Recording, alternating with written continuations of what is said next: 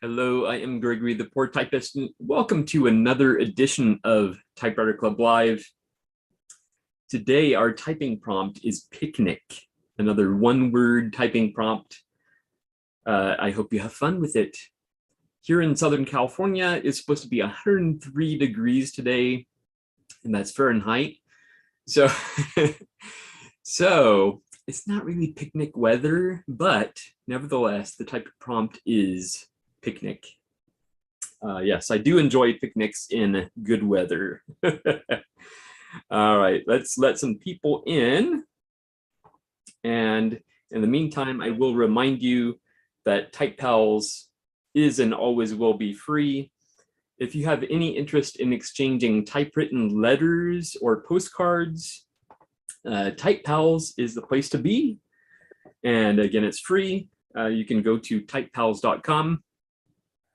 There's also the TypePals podcast, usually weekly, and that is at podcast.typepals.com.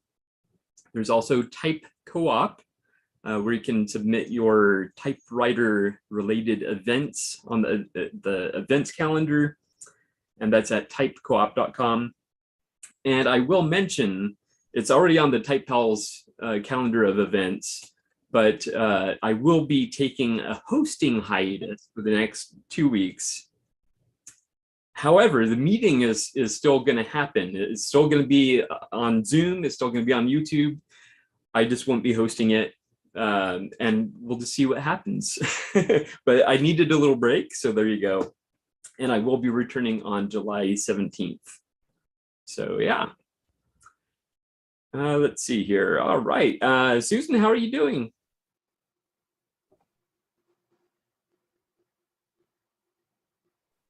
Oh, you're muted. I'm great. Oh, there we go. Yeah, I didn't hit the mute key correctly. Oh, So yeah, I'm great. Thank you so much for putting my conversation on the typing podcast. Yeah. Well, it gave me a lot of street cred with my family. Suddenly, Oh. my husband saw the link on Austin Typewriters, and so he forwarded it to my son, and so they couldn't believe I was on a podcast. It was funny. Oh, that is awesome. Very cool. Very cool. Yeah. I don't really have a lot more to say. I've heard it from a lot of people in the past week, which was very, very nice. Some of them type pals. I heard from Andrew Smith, of course, and Liz Glenn in Oklahoma. I assume she's watching, or she will watch. But anyway, it was great to hear from her.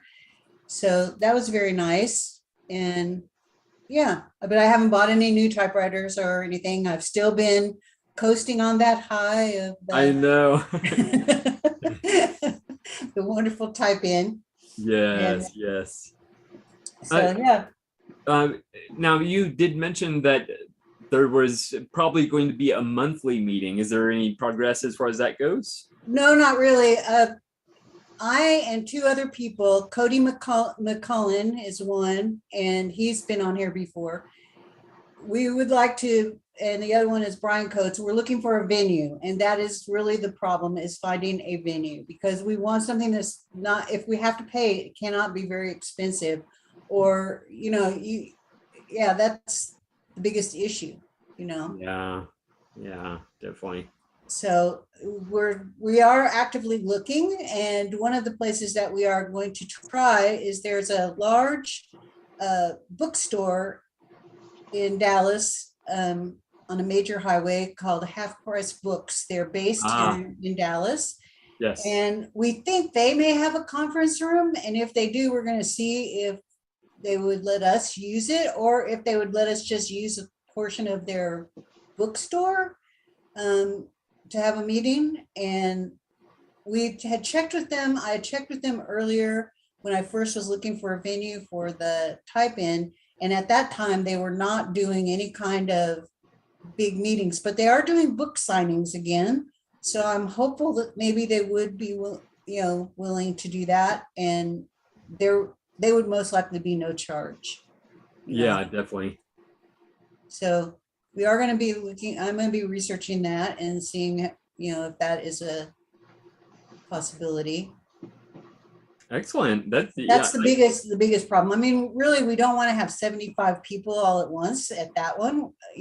Obviously, if we did it at the bookstore, there would be the chance that you would have some patrons of the bookstore that would be interested in what you're doing, and that's fine. But we wanted it to be more of a smaller type thing. And then I am definitely planning to do something in the fall, winter, but I can't plan it yet because they only allow you to go 90 days out. So, okay. I am definitely planning to have another one. I'd like to do it biannually, have a big one biannually, because I have had some people reach out to me from farther away, and it does need to be a longer meeting for that. Like I said last week, really, 5 hours is a good timetable for those people that have to travel. Exactly. And I've had people from Louisiana and other parts of Texas, Abilene and Waco and things, interested in coming in. If they're going to drive that far, I would really like to make it worth their while, not something that's just, they're going to be there for an hour and now it's over. Exactly. Yeah, it gives more of a window of opportunity for people to come when they're available. So Exactly. Yep. And that's kind of the theory behind Typewriter Club Live, and it being, basically 4 hours is, I want to give plenty of time for people to come in later, if they need to or whatever. So yeah, and everyone so appreciates that. I'm so glad you're taking some time away, Gregory. You deserve it. I kind of need it, so I need a little reset. Yeah, sure. I mean, it's a lot for one person to have to do it all. Yeah. But I do enjoy it, and I know you do, but it is a lot. I mean, take it from me, I know how you worry and everything. And I was thinking just the other day, if I was all worried about doing the typing, how you must have been worried about doing Typewriter Club Live and Type House. Would anybody even join? And look at what it's become. I know, it's crazy. I just kind of put it out there and it caught on. So exactly. And so many people from all over the world. I mean, it's really great. Yeah. I kind of feel like I was just like the channel for it to happen. And I don't necessarily feel responsible for it. I think I just put the idea out there and people are making it work. And you are a huge part of why it works, because you are really a great moderator, a great person to have in charge. You're always thinking of new things to keep it fresh. And I think that really helps too. And that's got to be tough, because how do you come up with something new all the time? But you're always coming up with something, from the podcast to, the co-op. Yeah, tech co-op. Yeah. I mean, you're doing a lot of new things that really makes it very engaging. You want to participate more. So I think that's awesome. Excellent. I appreciate you. Very cool. So enjoy your time away. Yes, I will. But I'll be watching. Yeah. Oh, excellent. Well, thank you so much for being here, Susan, and it's always good to see you. Well, thanks. I'll be here a short while today compared to usual. I can't stay the whole 4 hours, but I know. I wanted to definitely come on and say thank you so much about the podcast, because like I said, my family was extraordinarily impressed. They are not impressed with typewriters, but they were really impressed. Oh, that's so awesome. I'm so glad. You're famous now. Exactly. Let's see. Roger, how are you doing? I'm doing okay. I went out yesterday to an air show, so I wasn't able to do any typing or so, but I did get out a postcard for the postcard exchange. Oh, excellent. Yeah, I'm on vacation right now, and I almost forgot about the postcard exchange. So those went out a little later than they should have, considering I'm on vacation. But I did get them out though, so yeah. We were guessing there was something because it took so long, but Yeah. well, vacation is a good excuse. Well, that's good. Mine start next week. Okay. Excellent. Just one more week and a couple of days. Okay, excellent. And any new typewriters, or are you looking? Nope, not looking, not checking, nothing. Just keeping calm and hoping nothing comes my way.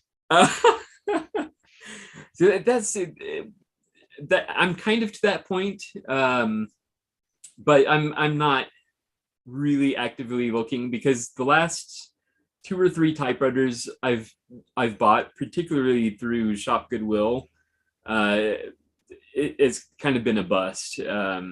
Basically, electric typewriters that are beyond like what I want to work on. So, and one of them is huge. So yeah, I'm kind of done for a while. I think if I find something locally, I'll probably jump on it. But yeah, me too. And I try not to spend any more money at it right now, because, well, you can buy and buy and buy, but well, yeah. I had some bad luck last week. I went to the car wash, and it was a drive-through. I missed the through part, and I drove against it, so got a fender bender. Oh no. Yep. Oh boy. I only got the car a couple of months, so. Oh no. Oh, that's horrible. Exactly. Wow. Yeah, so that explains why you don't want to spend the money on typewriters. Exactly. Yeah. Oh, well, hopefully it doesn't cost you too much to get it repaired. Well, the first guesstimate was about $1,500, so. That's a lot of typewriters. I know. Well, it depends on which typewriters you want. So that's true. And the one of the problems is, the best thing to do is put in a new fender, but those have to come from the United States, and at this moment they're very hard to get. Oh. So. Wow. We'll have to see if what comes available from another car, but the car I drive is not readily available here. Oh. So it's a Chevrolet Avalanche. So we got a couple around here, but not as much as Opals and other brands. Yeah. So. Okay. Well, hopefully that works out good for you. Yeah, it'll work out. But yeah. Yeah. All right. Well, anything else new with you, Roger? Any good things happening for you? Not really. Oh, okay. No good luck. Not too much bad luck either, except for a couple of things, but yeah, we'll have to wait and see for a couple of more months. Yeah. All right. Well, hopefully things get better for you. Yeah. I probably won't be able to stay the long time too today, because I'm expecting a phone call for work to go close some doors for the gym. Oh, okay. All right. So. Well, I do want to thank you for being here, and thank you. And thank you for hosting. Of course, and I do hope things get better for you. Yeah. Yeah. All right. Brian, how are you doing? I'll mute myself there. I'm doing just great. Having a ton of fun. Yeah. So I went thrift shopping yesterday. I didn't buy anything. Yeah. I saw the pictures you posted. It didn't look good. Well, it's not great, but there were typewriters there, so you couldn't say there weren't. Exactly. There was a Smith Corona Cornet, I think, Typewriter Electric, one of the powder blue ones with blue keys. Yeah. And this one's a lot nicer than that, so I didn't have any use for that. It came with a case, though. That was kind of nice. I don't have a case for this thing. Oh, would it have been worth buying it just for the case? I don't think at the price it was listed at, it was worth it. It was like $40, something like that. That big Royal with all the stuck keys, the gray one, you saw that? It's someone said it was a KMM. I don't know enough about Royals to know that, but the keys were the type slugs actually looked like they were corroded. It looked ugly. Oh, it didn't look like anything I wanted to be a part of. It was like $70. Like oh my goodness! It was overpriced and it was in bad shape, but it was there. You know, see stuff coming out. Yeah. Wow. And then I have another thrifting sort of problem. I'm corresponding with Ted Monk, and he sent me a mixed CD, little 3-inch CDs. Yeah. I talked about that last time. And I got my CD recorder that I found on Shop Goodwill, and I knew the drawer wasn't going to work. It didn't say anything about it online, but I researched the model, and it said the belts often break, and this disc drawer won't open. So I was prepared for that. It took me a long time to figure out how to fix it, but I fixed it, got it all working back together. And it played discs, but it would skip a little bit, or it would take a really long time to read the table of contents. And then it would play some of the songs, but not other ones. Thought, well, I'll just go in there and clean the laser, lubricate the little rails that pickup laser slides on. And I got done with that, and then nothing worked. Oh, no. It was like 90% working. And then I'm like, oh, I'll just give it that extra 10%. And I just drove it off a cliff. Oh, man. Yeah. I figure I probably did something to the laser. And you can get new parts for that. You can get new old parts for that. Yeah. But it costs almost as much as the recorder did. So I'll do it. I'm just not going to do it right this minute. Yeah, yeah. Still very pretty to look at. I like looking at it. I turn the lights on and it goes beep beep. Oh, So, lights are a good thing. It's not really as useful as I thought it was going to be. Oh, darn. But other than that, not too much going on. Okay. Always happy and healthy as always. Yeah. I saw as you were trying to talk, he was getting his licks in. Yeah, cool. Say hi to all the typewriter people. Go, Paul. There you Oh. go. Oh. So that's the Koa cam for today. Yes, yes. Excellent. All right. Yeah, nothing else too exciting going on. am going to meet a group of musicians who are going to get together and have a jam session down at the clubhouse at the place where I live. So nice. Very close. So I've a multitude of social obligations today. This is my first one. Okay. And I have to go at about 11. So. Oh, okay. Yeah, you have some time. Yeah. Well, good to see you. Yes, good to see you too, Brian, and good to see Koa as well. Yes. Robert, how are you doing? Hello, good evening, everyone. Hope I'm good to understand. I just changed to the room. I'm not in the room as I'm normally here. And are you still there? Yes. Yeah, because I'm always afraid of I know. really a bit wobbly here. And sometimes everything is frosted and I know, okay, connection is gone, but I'll try. Well, what do I have to report? I have had a really great experience on last Thursday. I found through the German typosphere made, I don't know if you know the name, Oliver Mark. And he made an exhibition or kind of a type in a library in Wiesloch near Heidelberg. And oh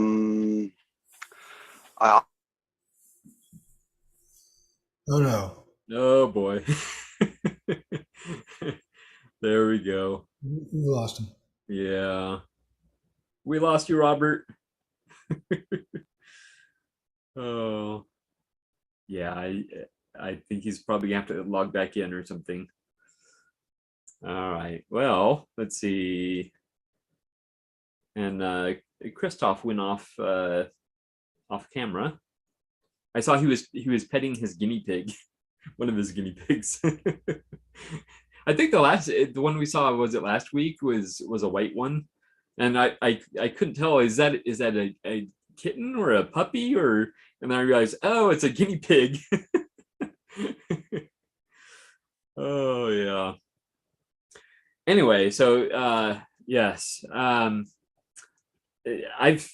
I've been having very bad luck with typewriters. I would show you the last electric one I got in, but it's huge and it's extremely heavy.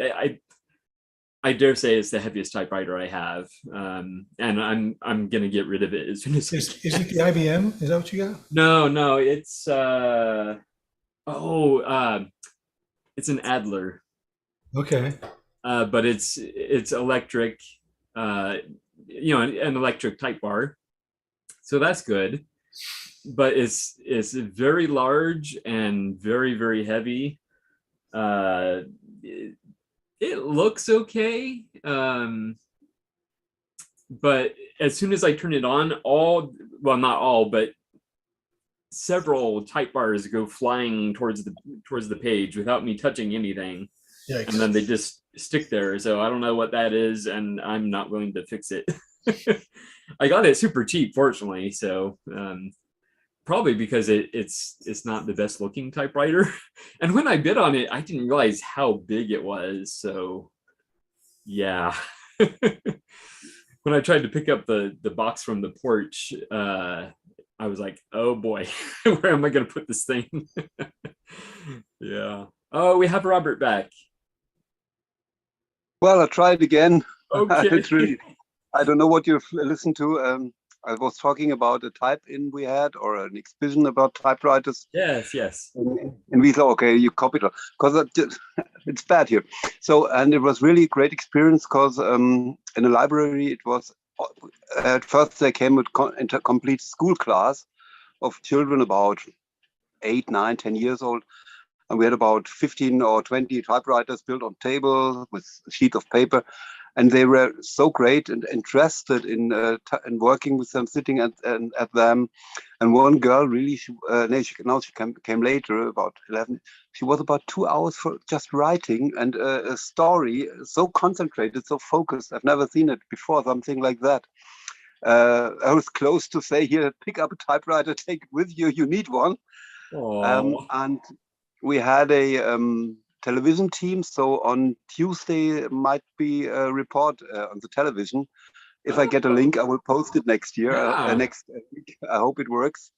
It was so great, and later all the time we had to talk, and some people told about their old experience, about how they worked with typewriters as they were younger, and then because Oliver is very well known in this town, people even came to bring typewriters, that we want our old typewriters to have them in good hands, and they presented them to him.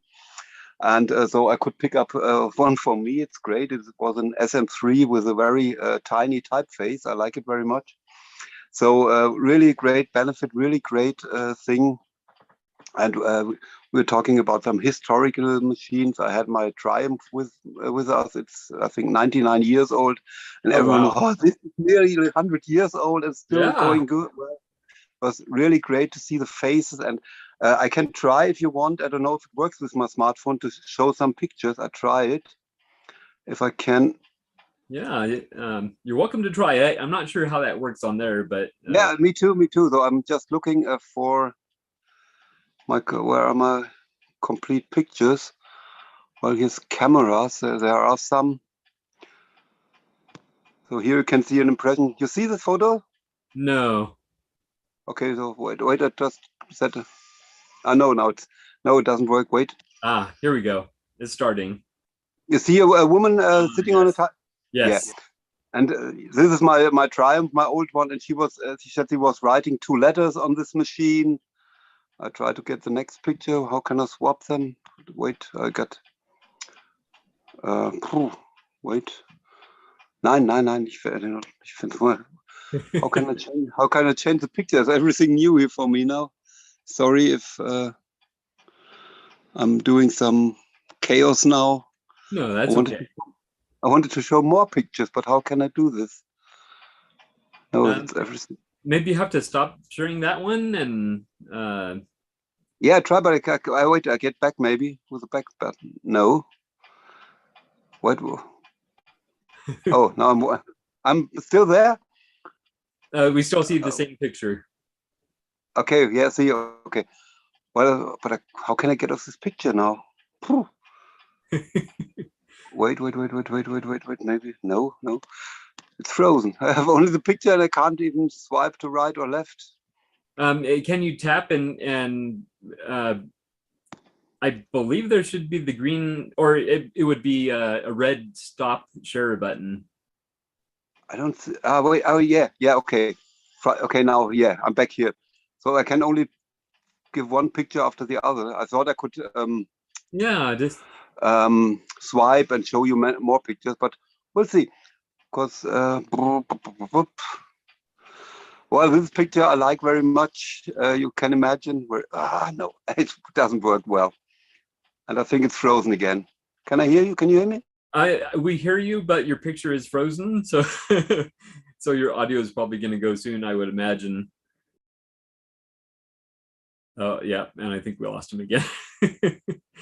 Oh boy, I know sometimes like at work, one of our managers has a very bad connection, and so basically we just turn off our cameras, and that somehow gives her computer enough bandwidth to but so I don't know if he gets back on, maybe I'll suggest he turn off his camera and just do audio, sort of like Roger. But yeah, darn.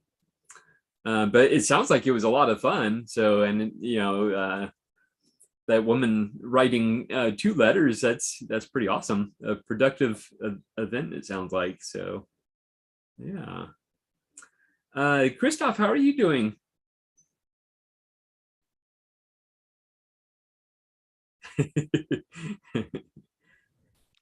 I'm fine. Good. So you had a different guinea pig this time. Yeah, Mr. Guinea Pig. Last time I had Mrs. So I booked this one today. Oh. Electra 120, yeah.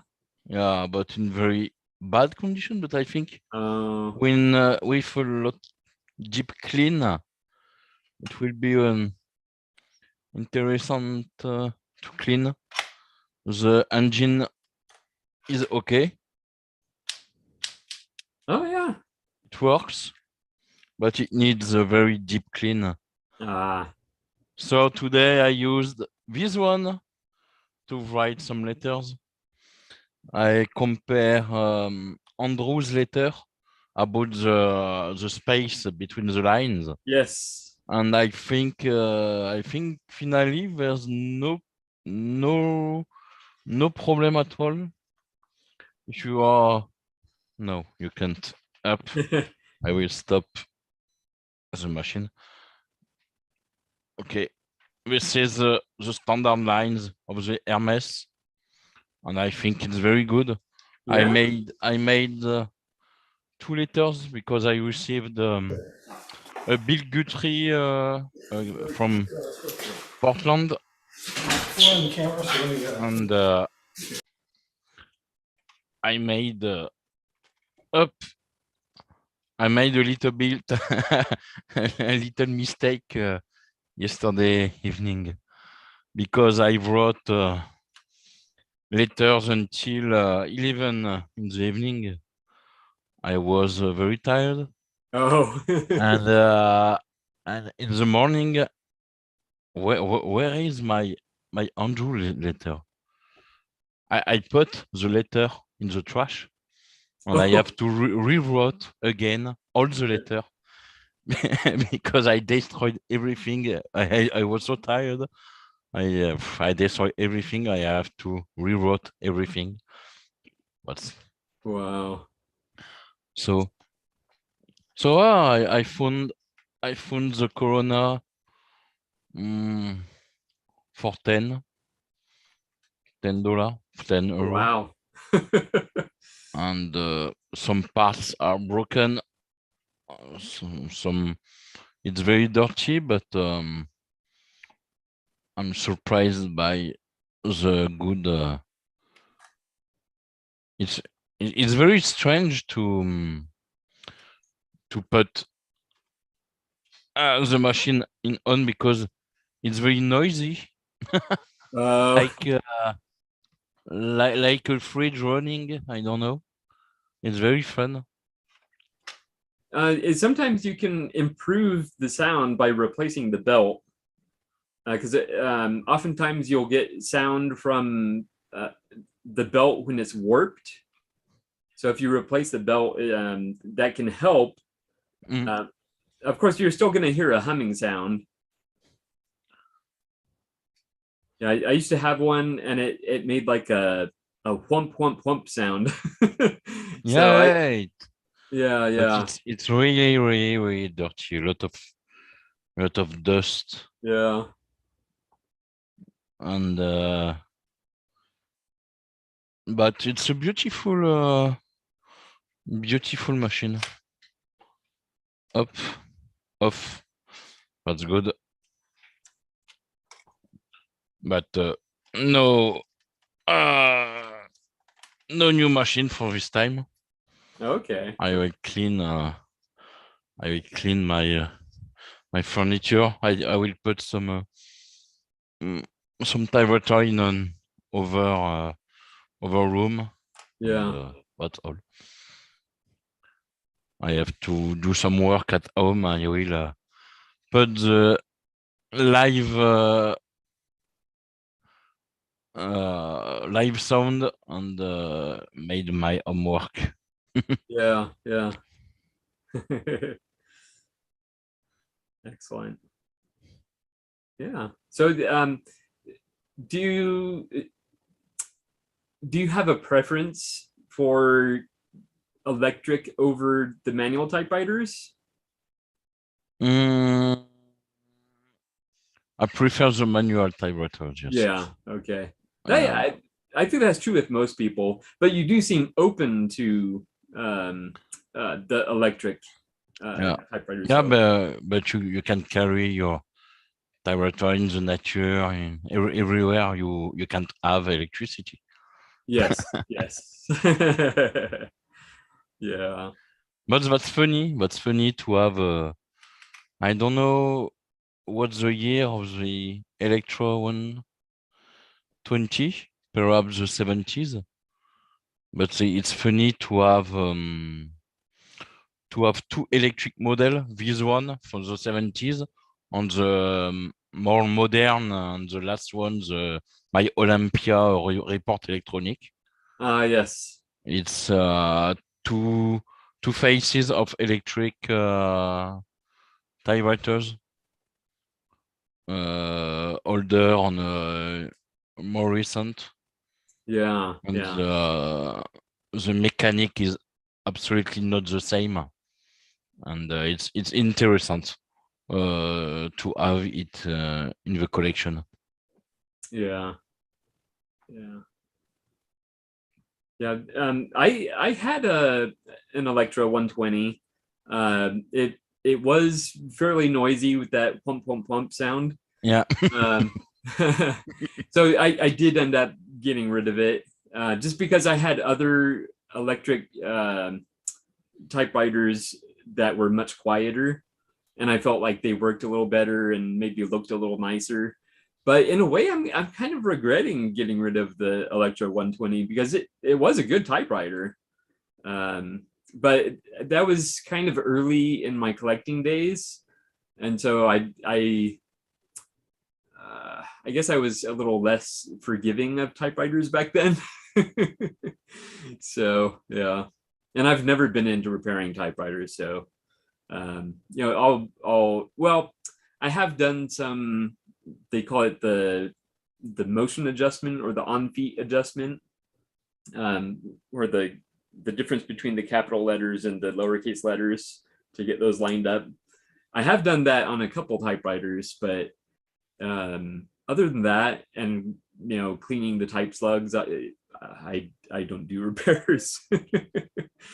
Yeah. But it sounds like you're not afraid to get your hands dirty. Definitely, you're always taking your typewriters apart. I don't know if it's a good idea to find the IBM. What's the name of the IBM with the ball Yeah, inside? this electric. It's electric, yeah. Yeah, yeah. I found one day, but the pad was really broken, and the seller get a lot of models, but sold everything. And the last one was very in bad condition. I didn't bought it, but yes, electric have some say Carlos, yes, but yeah. in France, the only one I saw on the market was at 600. Well, I say no. I Oh think my I could find one in better condition, but it's very difficult to find in France. Wow. I think I could find one. Yeah, yeah. I don't know. I kind of think that they would have been popular worldwide, but maybe not though. Yeah, maybe it was more of a North America thing.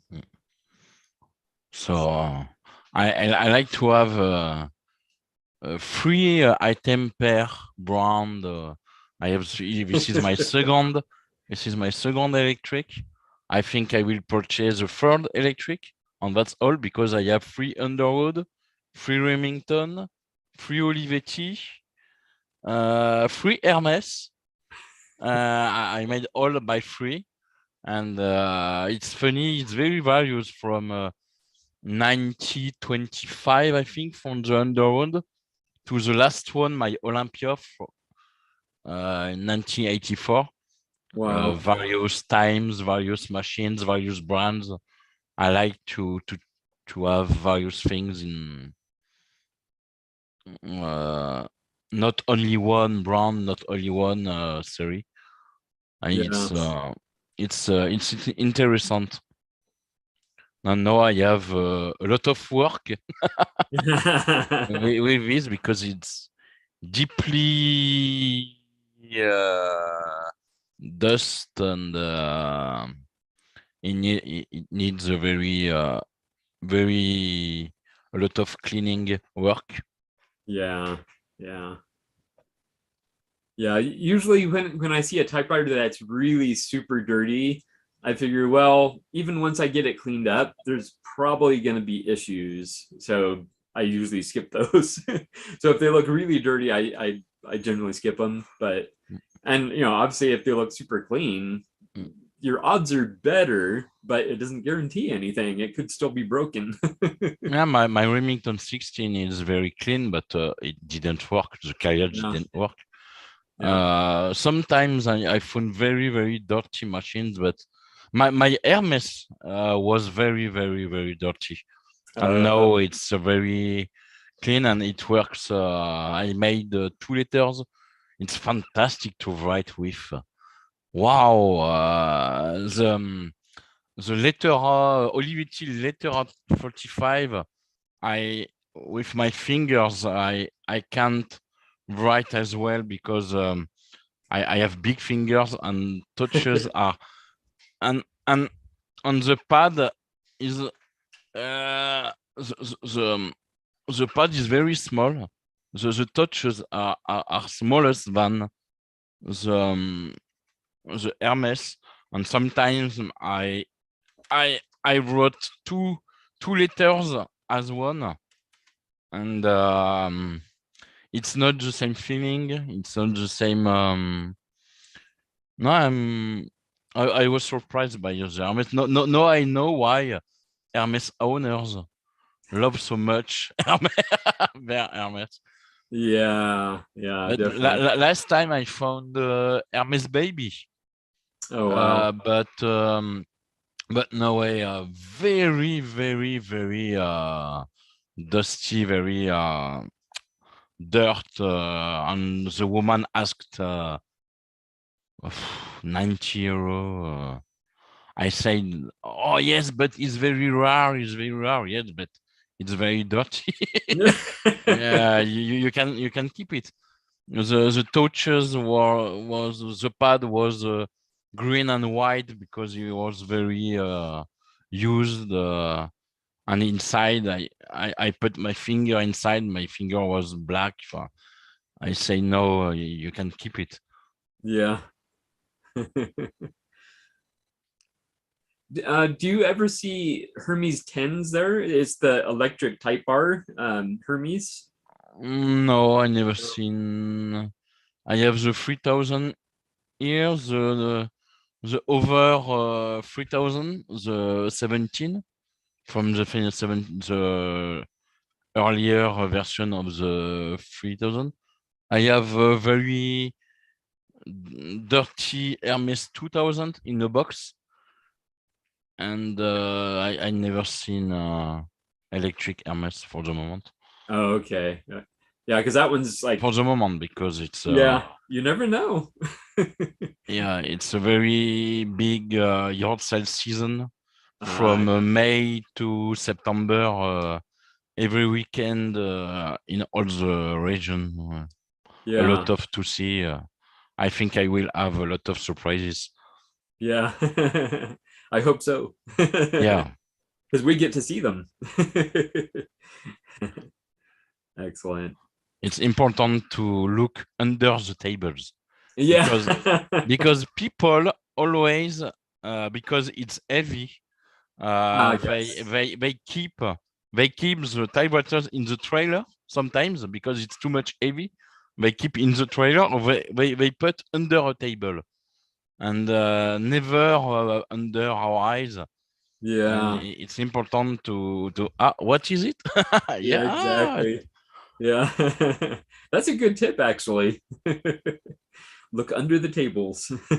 And or in the trailer, in the cars sometimes Yeah, because sometimes it's really heavy and people don't want to carry and exactly. Yeah. Excellent. All right. Well, anything else new with you, Christoph? no. Okay. I have some You have, work yeah, you have some work to do. Yeah. to do with the typewriter and with the guinea pigs because I have to clean the boxes. Oh, okay. Okay. How many guinea pigs do you have? Two, the Oh, okay. male and the female. Okay. So you're going to have more then. I add because these guinea pigs came from my ex-wife's house because she called me and she said, "Oh, I put the male and the female in the same boxes and they get babies." Yeah, Oh. yeah, but that's life. Yes, and she gave me the guinea pigs because my daughters would have guinea pigs and now they're in my home and Okay. I, Excellent. Well, it looks like you take very good care of them, so that's good. All right. Well, but thank you so much for being here, Christoph. okay, thank you. Bye-bye. Bye. Have a nice day. You too. Neil, how are you doing? I'm doing good. Doing good. Excellent. Been getting off some letters to some folks. Excellent. I have a group of people other than Type Pals that I've been corresponding with before this, so I got to keep up with those. And then now I'm enjoying exchanging a few letters with some of you folks. So that's always fun. Excellent. I appreciate. I guess it was a couple of weeks. I have this internet connection that is kind of unstable at times. So if I blank out or leave, that's why. But Yeah. one of the last 2 weeks ago, I think someone gave me the tip on, it was you actually, Gregory, about going to look for odd stamps on eBay. And, Yes. wow, I found all kinds of stamps there and I've already got some. So that was cool. a really good tip. Excellent. Excellent. Yeah, so that was cool. And I've got a couple things I'll show. This is, neither of these are anything rare, but this was a Perkins Brailer that I picked up. The camera is such high quality, but just a fun kind of a novelty thing to pick up. And actually, it's kind of interesting to see how it works. Having a lot of fun with it. My granddaughter was over the other day and before I could even figure it out. I always wait till she comes and we open the boxes together as they arrive. cool. So she pulled this out, and next thing I knew, before I had a chance to look at it, she was on had a YouTube video with an instructional. Oh, So she was feeding the paper in and had the already printed out a Braille alphabet and was playing with it. So it's kind of they're very durable machines. I think they made thousands and thousands of them in Massachusetts. So oh, okay. anyway, kind of an interesting novelty, I guess. And then I picked up this. Literally just opened the box for this one a couple hours ago. But again, nothing exciting, but they are to me because I love the Smith Corona. This is one of the.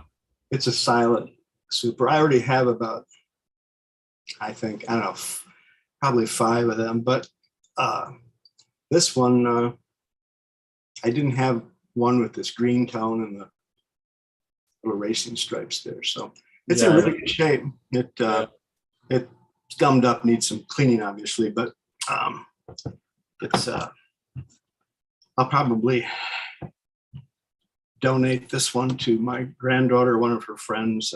We'll see. Oh, okay. I ended up getting, I mentioned that before, I got like 5 or 6 of the Smith Corona Platins redone by J.J. Short several months ago. So I've got a extra one. So I'll probably pop it in this and keep this as a backup. So yeah. But other than that, it's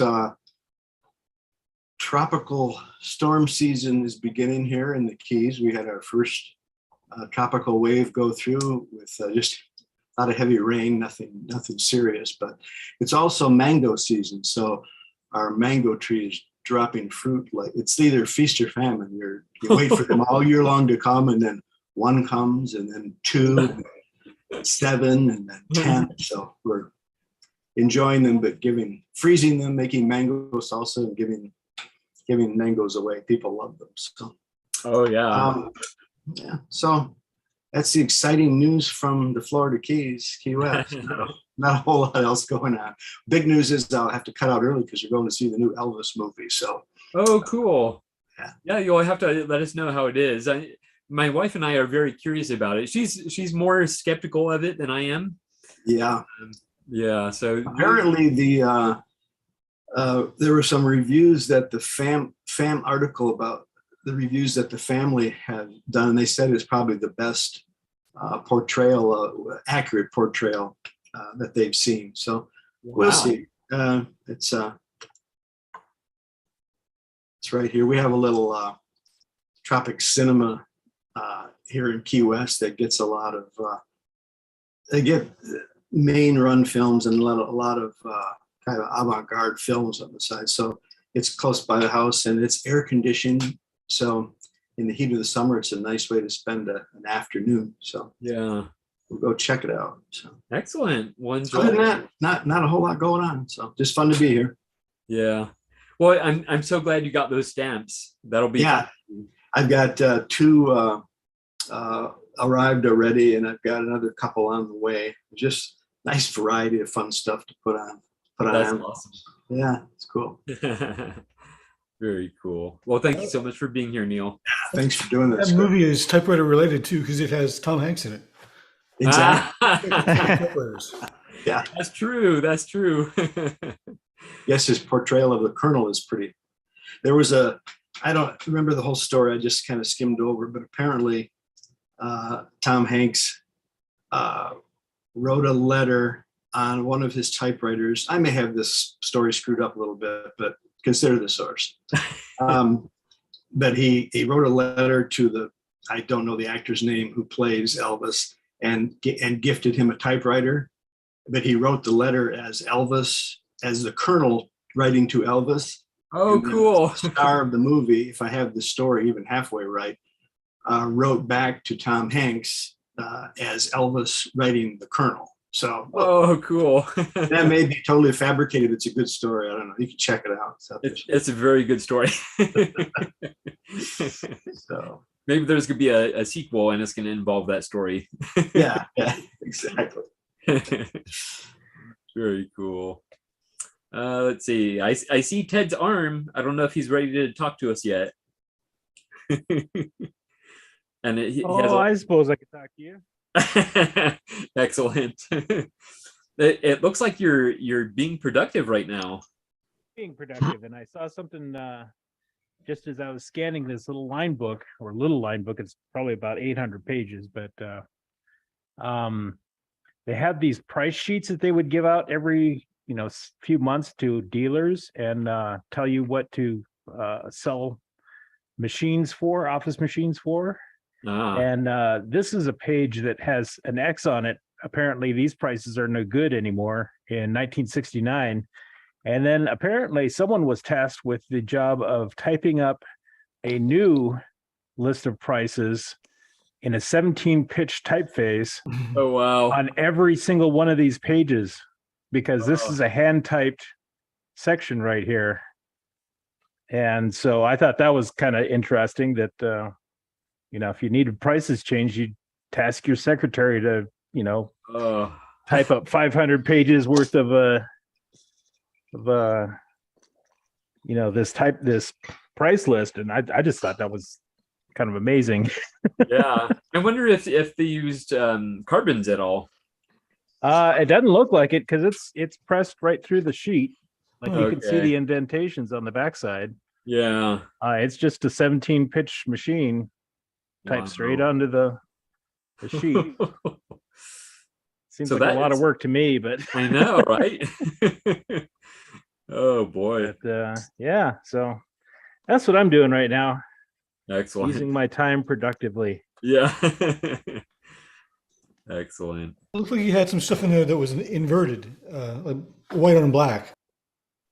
Well, that does happen, and so I scan that, and it's just white on black, so it's not a big deal. But yeah, I got Brian's letter this week, so I shot off another reply to him, just Nice. like a machine gun. It's kind of nifty because I've got basically a series of episodes on mini CD that I have prepared. So basically, when I get ready to shoot off a reply, I already have most of the stuff already assembled, so I can more efficiently write back to people and have a nice looking letter. So I've been pretty happy about that. Excellent. And getting my letter writing more in sync with my life. By the way, I think one of your cats is in the YouTube chat because Cat says hello. So Well, I've got my keyboard right here and I don't see no cat on it. So okay. They must have their own computer. Yeah. Well, hello, Cat. The cat is very insistent about saying hello. Yes, yes. I saw that you put the YouTube chat up on your screen, so I didn't have to do it anymore. Exactly. I felt bad that you had to do that for me. So I was like, okay, I need to figure this out for the sake of Ted's sanity. So You found a good solution.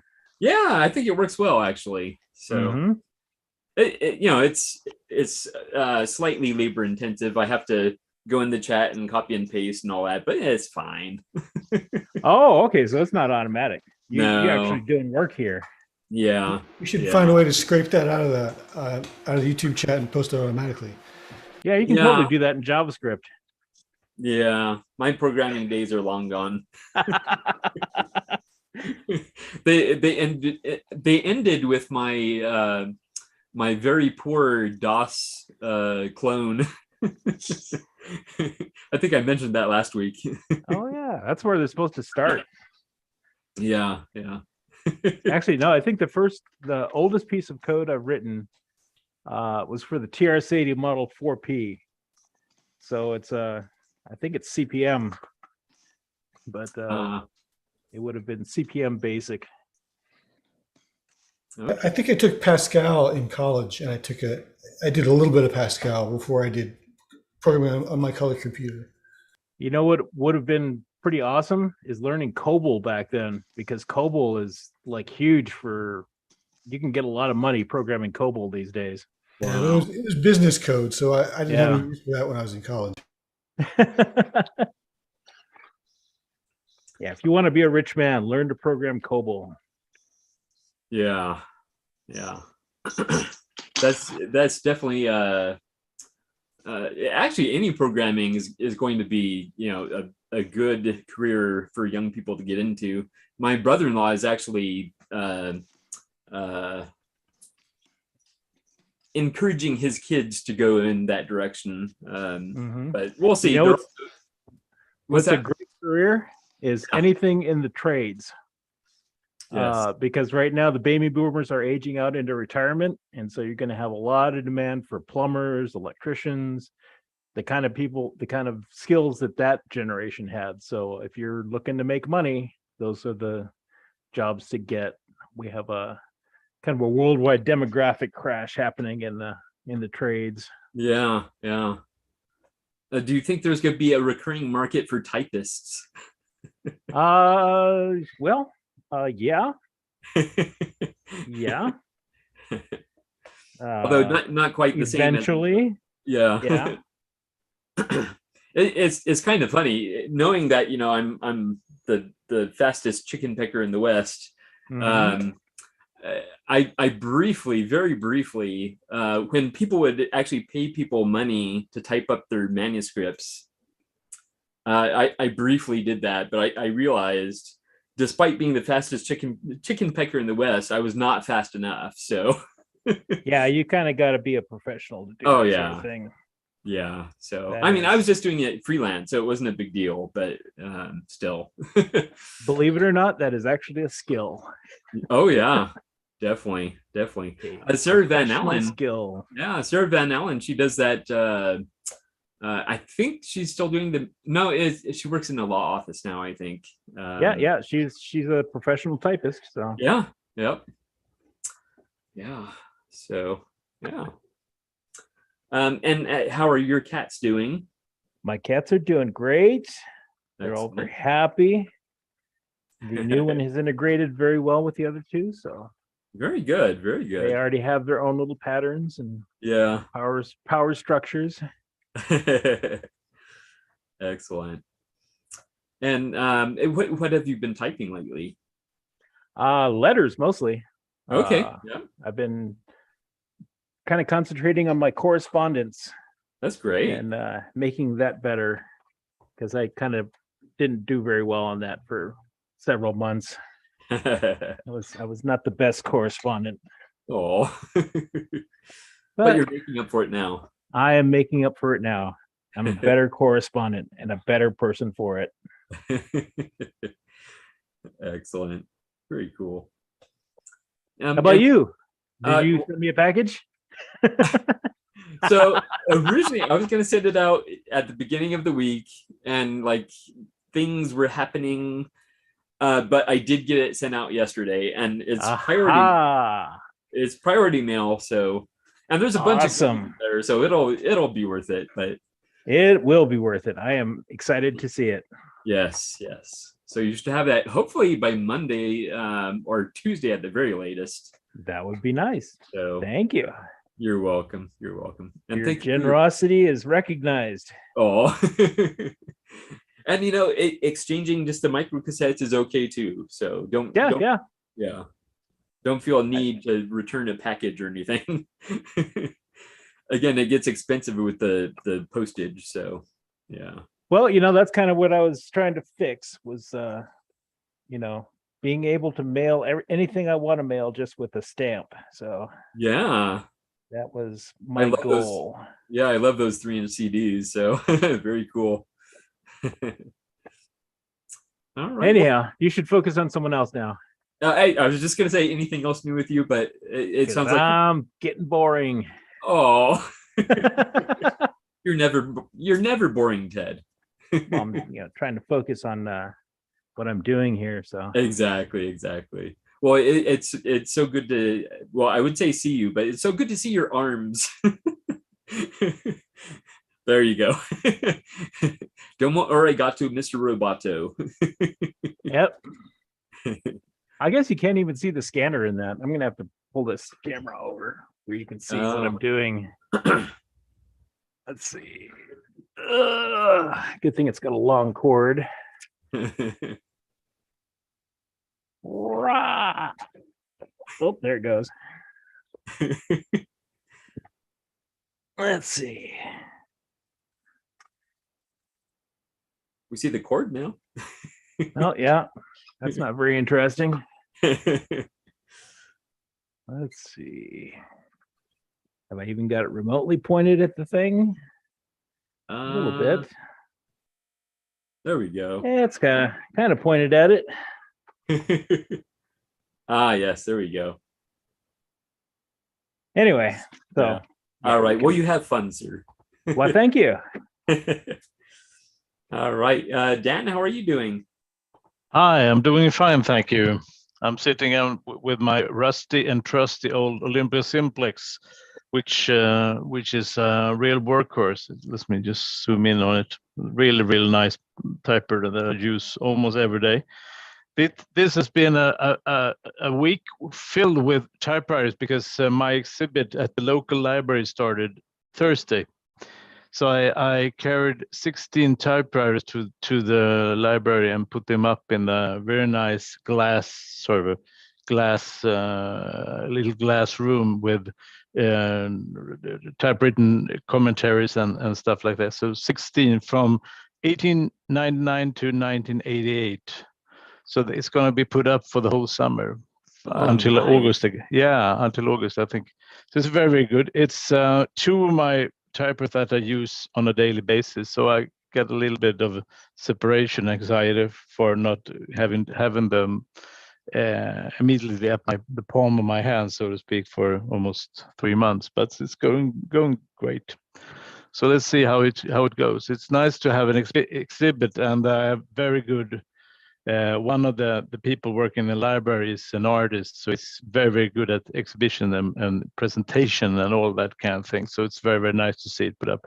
I'm going to post some pictures for, perhaps next week or a week after that, so let you guys see how it went. But it's very, very fun to go. And for the first time, we talked about this because when I, as we all do, store the typewriters in a storage or in their cases, you don't see them put together in all the colors, the forms and stuff like that. So I think it was the first time for me to see 16 of my own typewriters, together company. So it's very, very nice. So I hope it's going to be a very rainy summer, so a lot of people are going to attend the exhibition. But it's nice. It's very, very good. It's a good buzz, so to speak, because so I'm going to do a radio interview tomorrow morning. They're going to do it about collecting things. So I'm going to talk with them. So that was the week there was. Wow, that's excellent. Yeah, very cool. So it's very nice, and they have kept the cases. The empty cases took so much space, so they have a little room in the back office on the library just to put in my cases. So it's gonna smell. It's gonna smell moldy, and it's gonna smell cellar. They have a really good, nice library built in the 50s, and it smells like a library. The papers are very, very. I like that smell. I'm a paper aficionado, so I really like to smell paper and then feel it. But I have a sneaky suspicion the atmosphere is gonna differ somewhat in August. It's nice. It's a really good interest. The exhibition was put up in almost no time. I think 2 weeks or something. Was it decided, and we put it up. So it's very nice to see.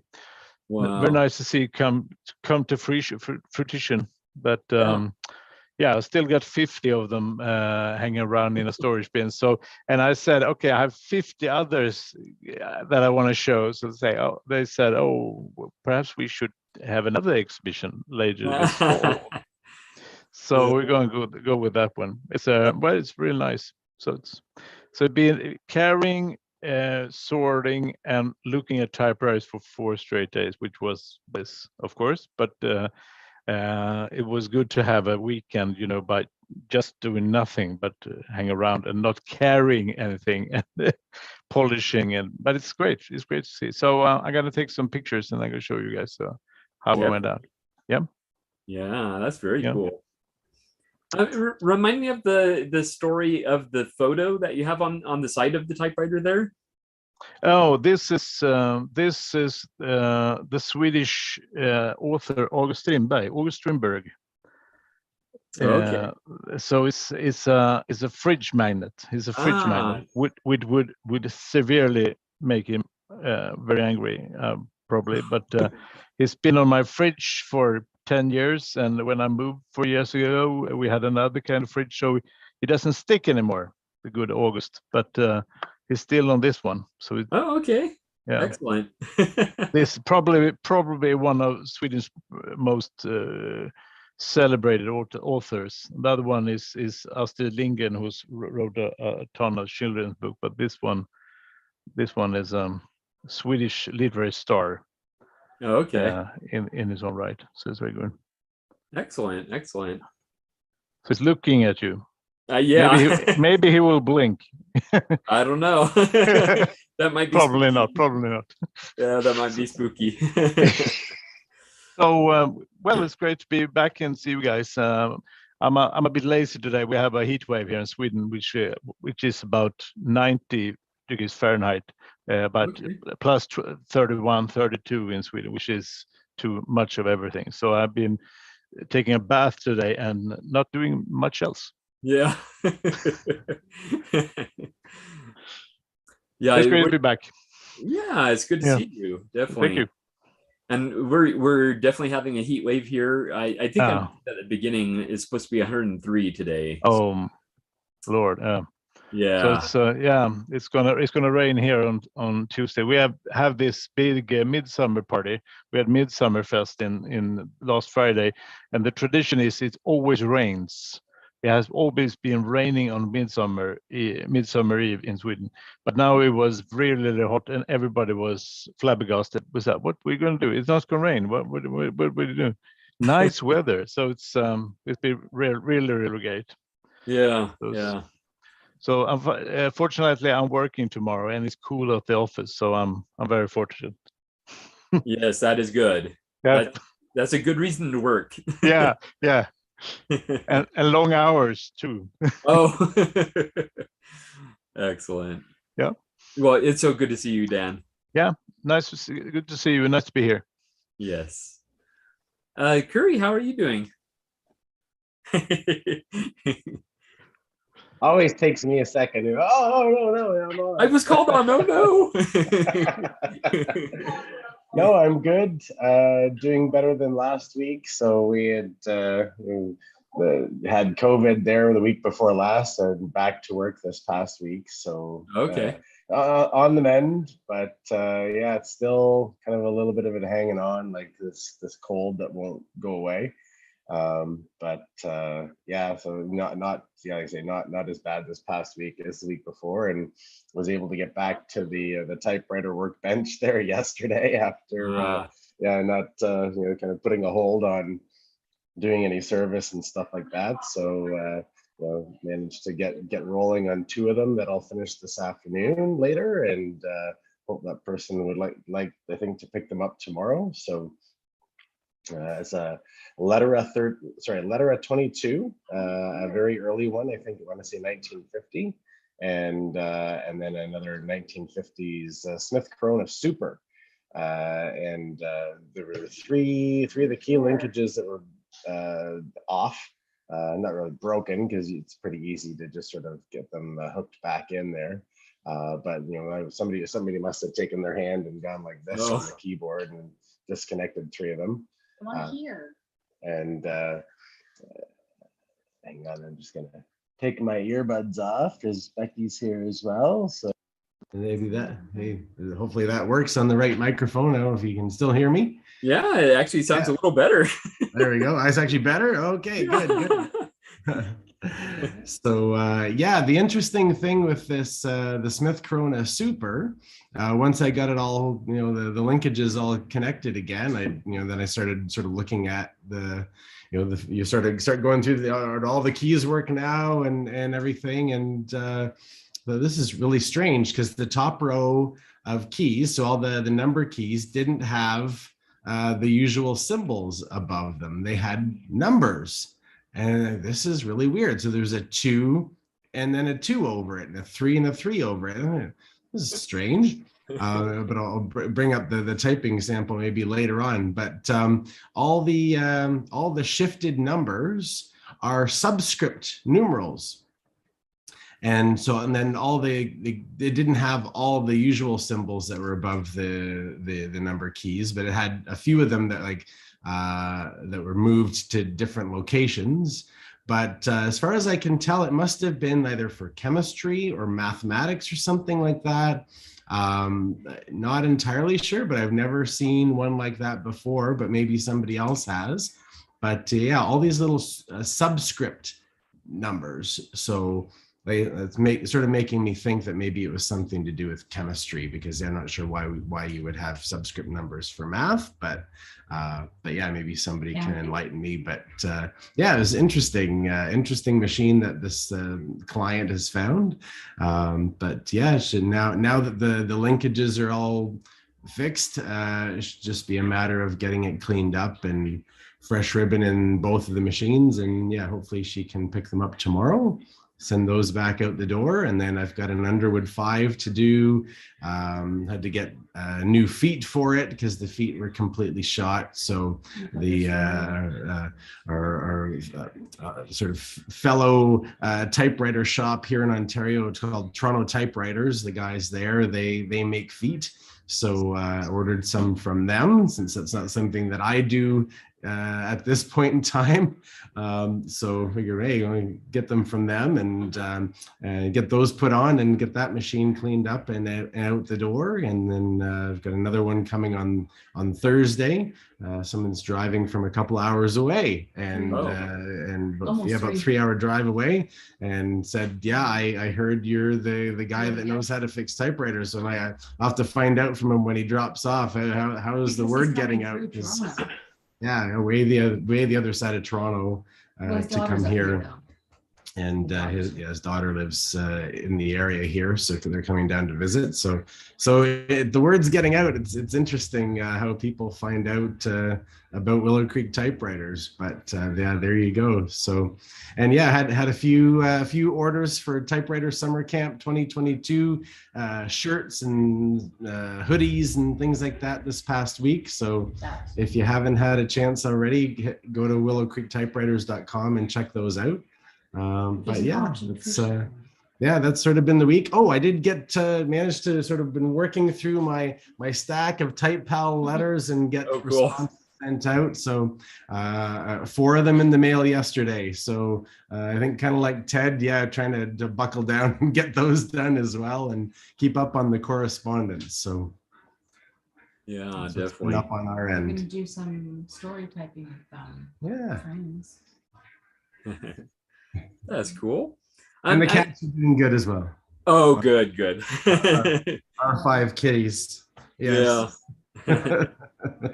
I was wondering if you've ever had the chance to work on Lettera 25. I'd be curious to hear your thoughts on it if you've worked on one. 25. I don't think I've come across one yet. Because they're kind of the Lettera that is looked down upon, and I can see why. It's all plastic. Yes, it doesn't look like much. Yes, I do actually. Now that you've mentioned it, and it took me a second, but yes, I do have a couple of them in inventory machines, so to get cleaned up for sale. But yeah, they are kind of the plasticky, bit janky. Yeah. It always looks like they had like battle droids in Phantom Menace. Oh, we had one of those melt in a car at one of the type-ins in Phoenix in the summertime. Somebody left it in the car. Oh my goodness! By the time he brought it in, the plastic was all saggy and it had metal had burned into the. plastic parts. It was pretty much ruined. But Oh man. Oh, no. yeah, don't leave your letter 25s out in the sun. Yeah. Yeah. Shade work only. A melted typewriter. Wow. Yeah, Oh first man, time that, I've that seen that. reminded me. Have you ever any of you ever listened to the Dr. Demento show? Oh back yeah. in the day? Oh And yeah. I remember one time he played this song called "Don't Leave Your Records in the Sun." Yeah. Don't leave your records in the sun; they'll warp and they won't be good for anyone. Yeah. The same could be said for typewriter. Well, the Same letter could be said, 25. yeah, yeah. But yeah, I do have a couple of them, and they have these like carry bags. Mm-hmm. Like a All carry of that bag. written all over them. Yeah, yeah, Oh, yeah. those little But ones. hey, at least it's not a letter at 12. That's true. That is Uh, true. The Those are disaster horrible. that was getting one of those. Oh no, he uses Oops. his little tiny proprietary cartridges. Oh. Oh. I didn't know. I learned. That's funny. Yeah, okay, I did have the letter 25, and I held on to it for a long time. And I think at one point when Brian Good came out, I gave him the choice between that and the Streamliner, and he chose the Streamliner because it's the nice color. So Smart guy. yeah, Because he's a smart guy. yeah, That's why. Yeah. So I think I ended up. Did I donate it or did I? I may have given it to Bob, and I give him a big lot of typewriters at one point for like a low ball offer, and I think it may have been one of those. The bag was actually really nice. It had these racing stripes down the middle. It was like leatherette. So yeah, that was the best part about it. But one interesting thing, and it might be true with all letterers at least, or maybe all of Eddie's in general, the keys seem very tight together and compact and on the smallish side. Is that your experience, Curry? Yeah, I think the 25s, it's kind of like a rectangular key top. Yeah, yeah. If I'm not mistaken. Yeah. Yeah. Very compact. Yeah. Yeah. So it was interesting. It took some getting used to typing on it, but I mean, it typed well. It just didn't feel all that nice. Oh, so I offered it to kind of like the Brian, Valentine. Becky doesn't let me forget the very first typewriter I ever got when I started collecting was an Olivetti Valentine. I know exactly where And it is. I paid $250 for it, and I didn't know much about them at the time, but I did a bit of research and found out that they're in the New York Museum of Modern Art. So I'm like, oh well, hey, that must be a good one, and so picked it up, and yeah, it's at the time, I guess I didn't. If you don't know any better, then okay, it's good. And then I watched a California Typewriter like lots of other people, and then started collecting a few others, and then you go, oh, yeah, it's not really that great. Just have it for the fashion or the just to look at. Visually, it's a good design, but that's about it. But it still looks like plastic. But yeah. But the trash can thing is pretty clever, and the portability. Yeah. That's what they're going for, I'm sure, is to market your child needs an iPad, or a new typewriter, right? Sorry, you guys probably can't see me. She's over there. I'm at my non-typewriter station. Getting ready to pack some hens. Oh, nice. Yes. I got one coming to me. She's from 1886, and she gets uranium, and I'm packing 2 uglier ones to send to her and trade. I'm happy. Oh, wow. It's a good deal for me, actually. Very, very good deal. Wow. That sounds amazing. Excellent. Anything else new with you, Curry? No, just I say trying to get the letters sent out, and but yeah, no new machines for me this week. Getting back into the swing of Willow Creek and doing the servicing and stuff like that. But We had a dog here for this week. yeah, we're dog sitting, and that's Okay. how our summer usually goes, because everybody wants to go away in the summer, and so we end up looking after other people's dogs and getting paid for it. So that's good. They do know you're a cat person, right? Yeah. I know. What's my career? Working with dogs. But do I own cats? Because I'm smart. I love dogs, but if I could only choose dogs, cats, or torture for life, I do lean towards cats because they're a bit easier. But it's because I know too much about dogs. So someday we'll have another dog. I'm just not ready to housebreak anything. Yeah. I'm not ready. Where we live, there's so many students. I just don't want to go out at 3 a.m. and have another student go, "Can I pet your dog?" No, it's 3 a.m. Leave me alone. Well, and they're asking ridiculous prices for dogs nowadays too, because pandemic, everybody wanted a COVID puppy, and then now we start seeing all these dogs that Becky gets in that all the social issues that they have and anxiety and all that stuff that they said, if you get a puppy during the pandemic and you can't socialize it, and you can't train it, you're gonna have problems. And that's definitely what we're finding now is that dogs that have issues. So cats are fine. They entertain themselves and look after themselves. And oh, example of a COVID dog. She's getting a haircut this week, but it's like a miniature koa with a different hairstyle. She's a cockapoo, I think. Okay. But you want to talk about anxiety and resource guarding, and mommy knew nothing. Oh, my dog is a wonderful little angel. No, she tries to tear your face off. Like, no, she might look sweet. She was just napping. But so cute. You're supposed to let sleeping dogs lie. Well, I know. They do say something about that. Excellent. Well, it's so good to see you, Curry.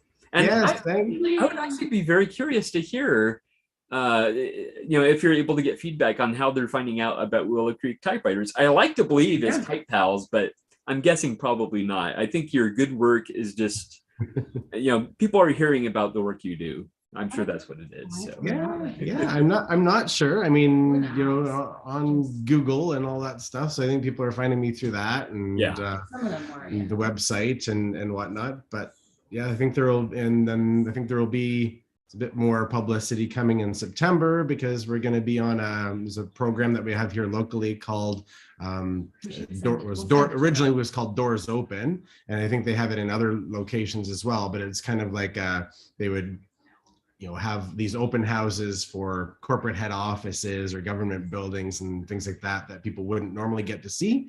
So they do this Doors Open event where you can sort of go and have a look behind the scenes. But then since the pandemic, they went to a digital format. So it's digital Doors Open.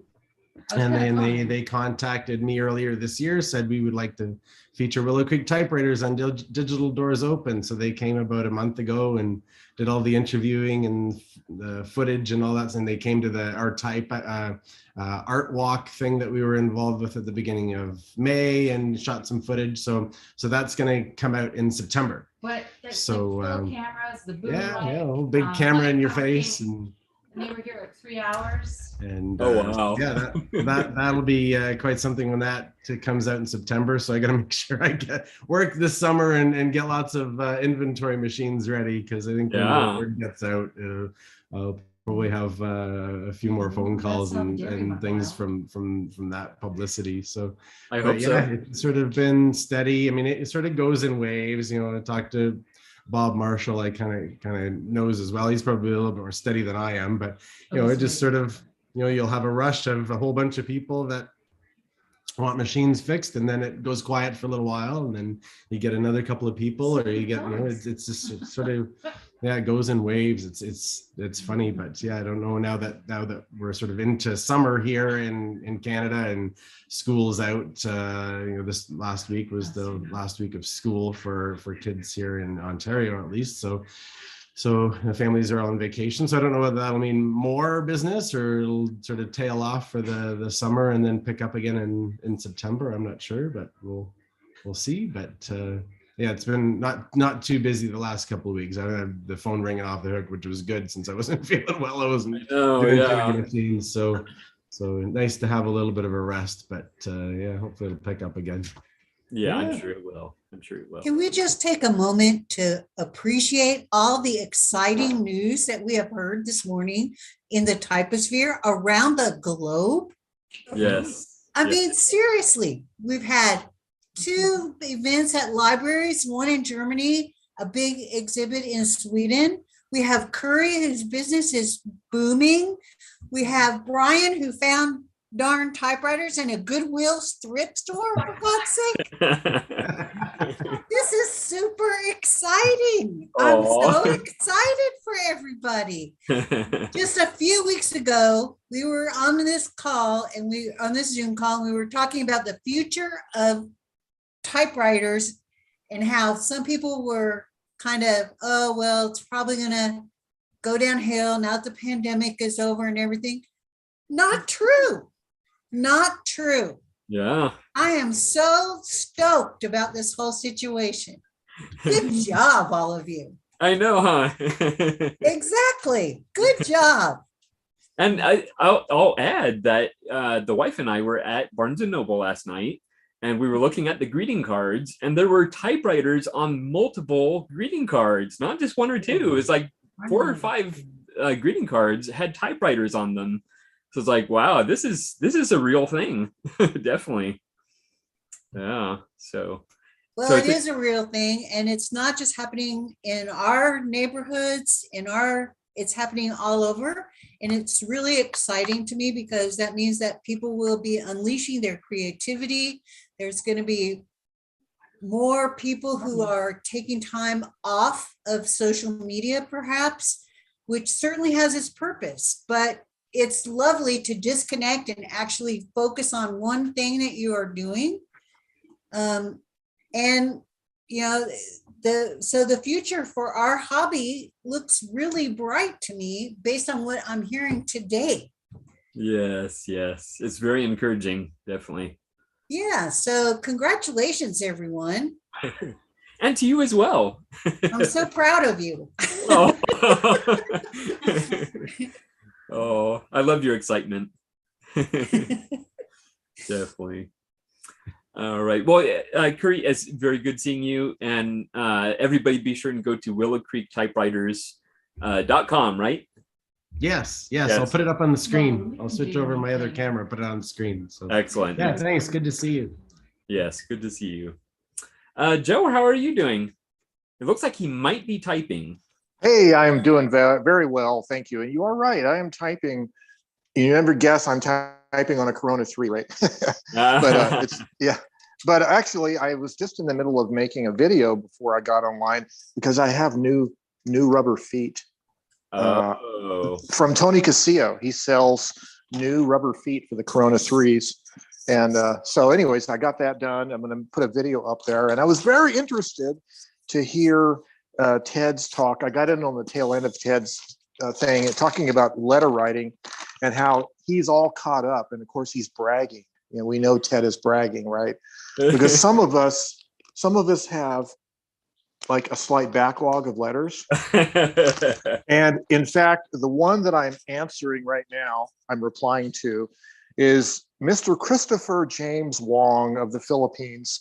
And he wrote to me on July 4th, 2021. So there's a good chance that this letter will not get to him until after July 4th of this year. So anyways, but I am writing it, so at least I'm making an attempt. But yeah, I'm very backlogged, but I'm trying to make better use of my time. Like sitting here in Type Club Live is a good chance to, you know, write letters and stuff. So yeah, I'm trying to get better at it. But anyways, so, and having a good time typing a letter, and I'm typing on this newsprint paper, which seems to work pretty well on the Corona 3. So, and that's pretty much, I was going to say, yeah, people mentioned weather. We've had a wonderful weather the last 2 weeks because we had the start of our monsoon season start early this year, and it's been raining every day. And it's more like the Pacific Northwest right now here.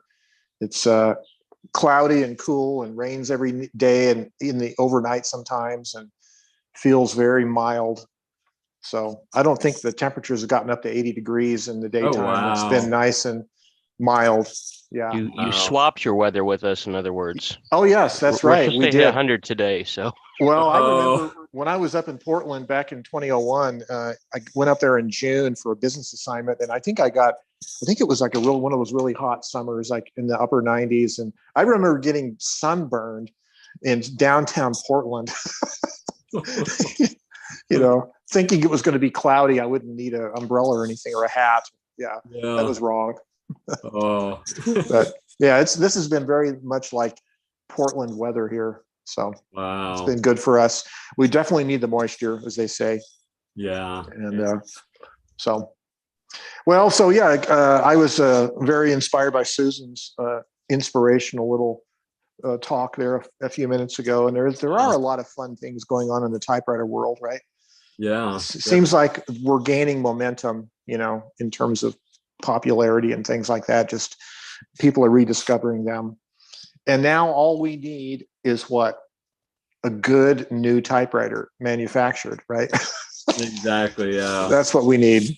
But we have to live with keeping our old machines alive.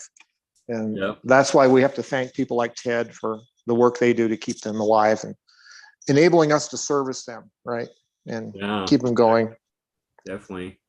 And all the people that are educating themselves about how to do the typewriter repairs, like Curry, and yes, they're keeping people's machines going, and because otherwise, gradually all the typewriters would just die and disappear and be thrown out. Well, that's a good point, right? And there's people that are new to the hobby that are also new to the whole idea of mechanical repairs, right? People get into it not having any experience with mechanical stuff.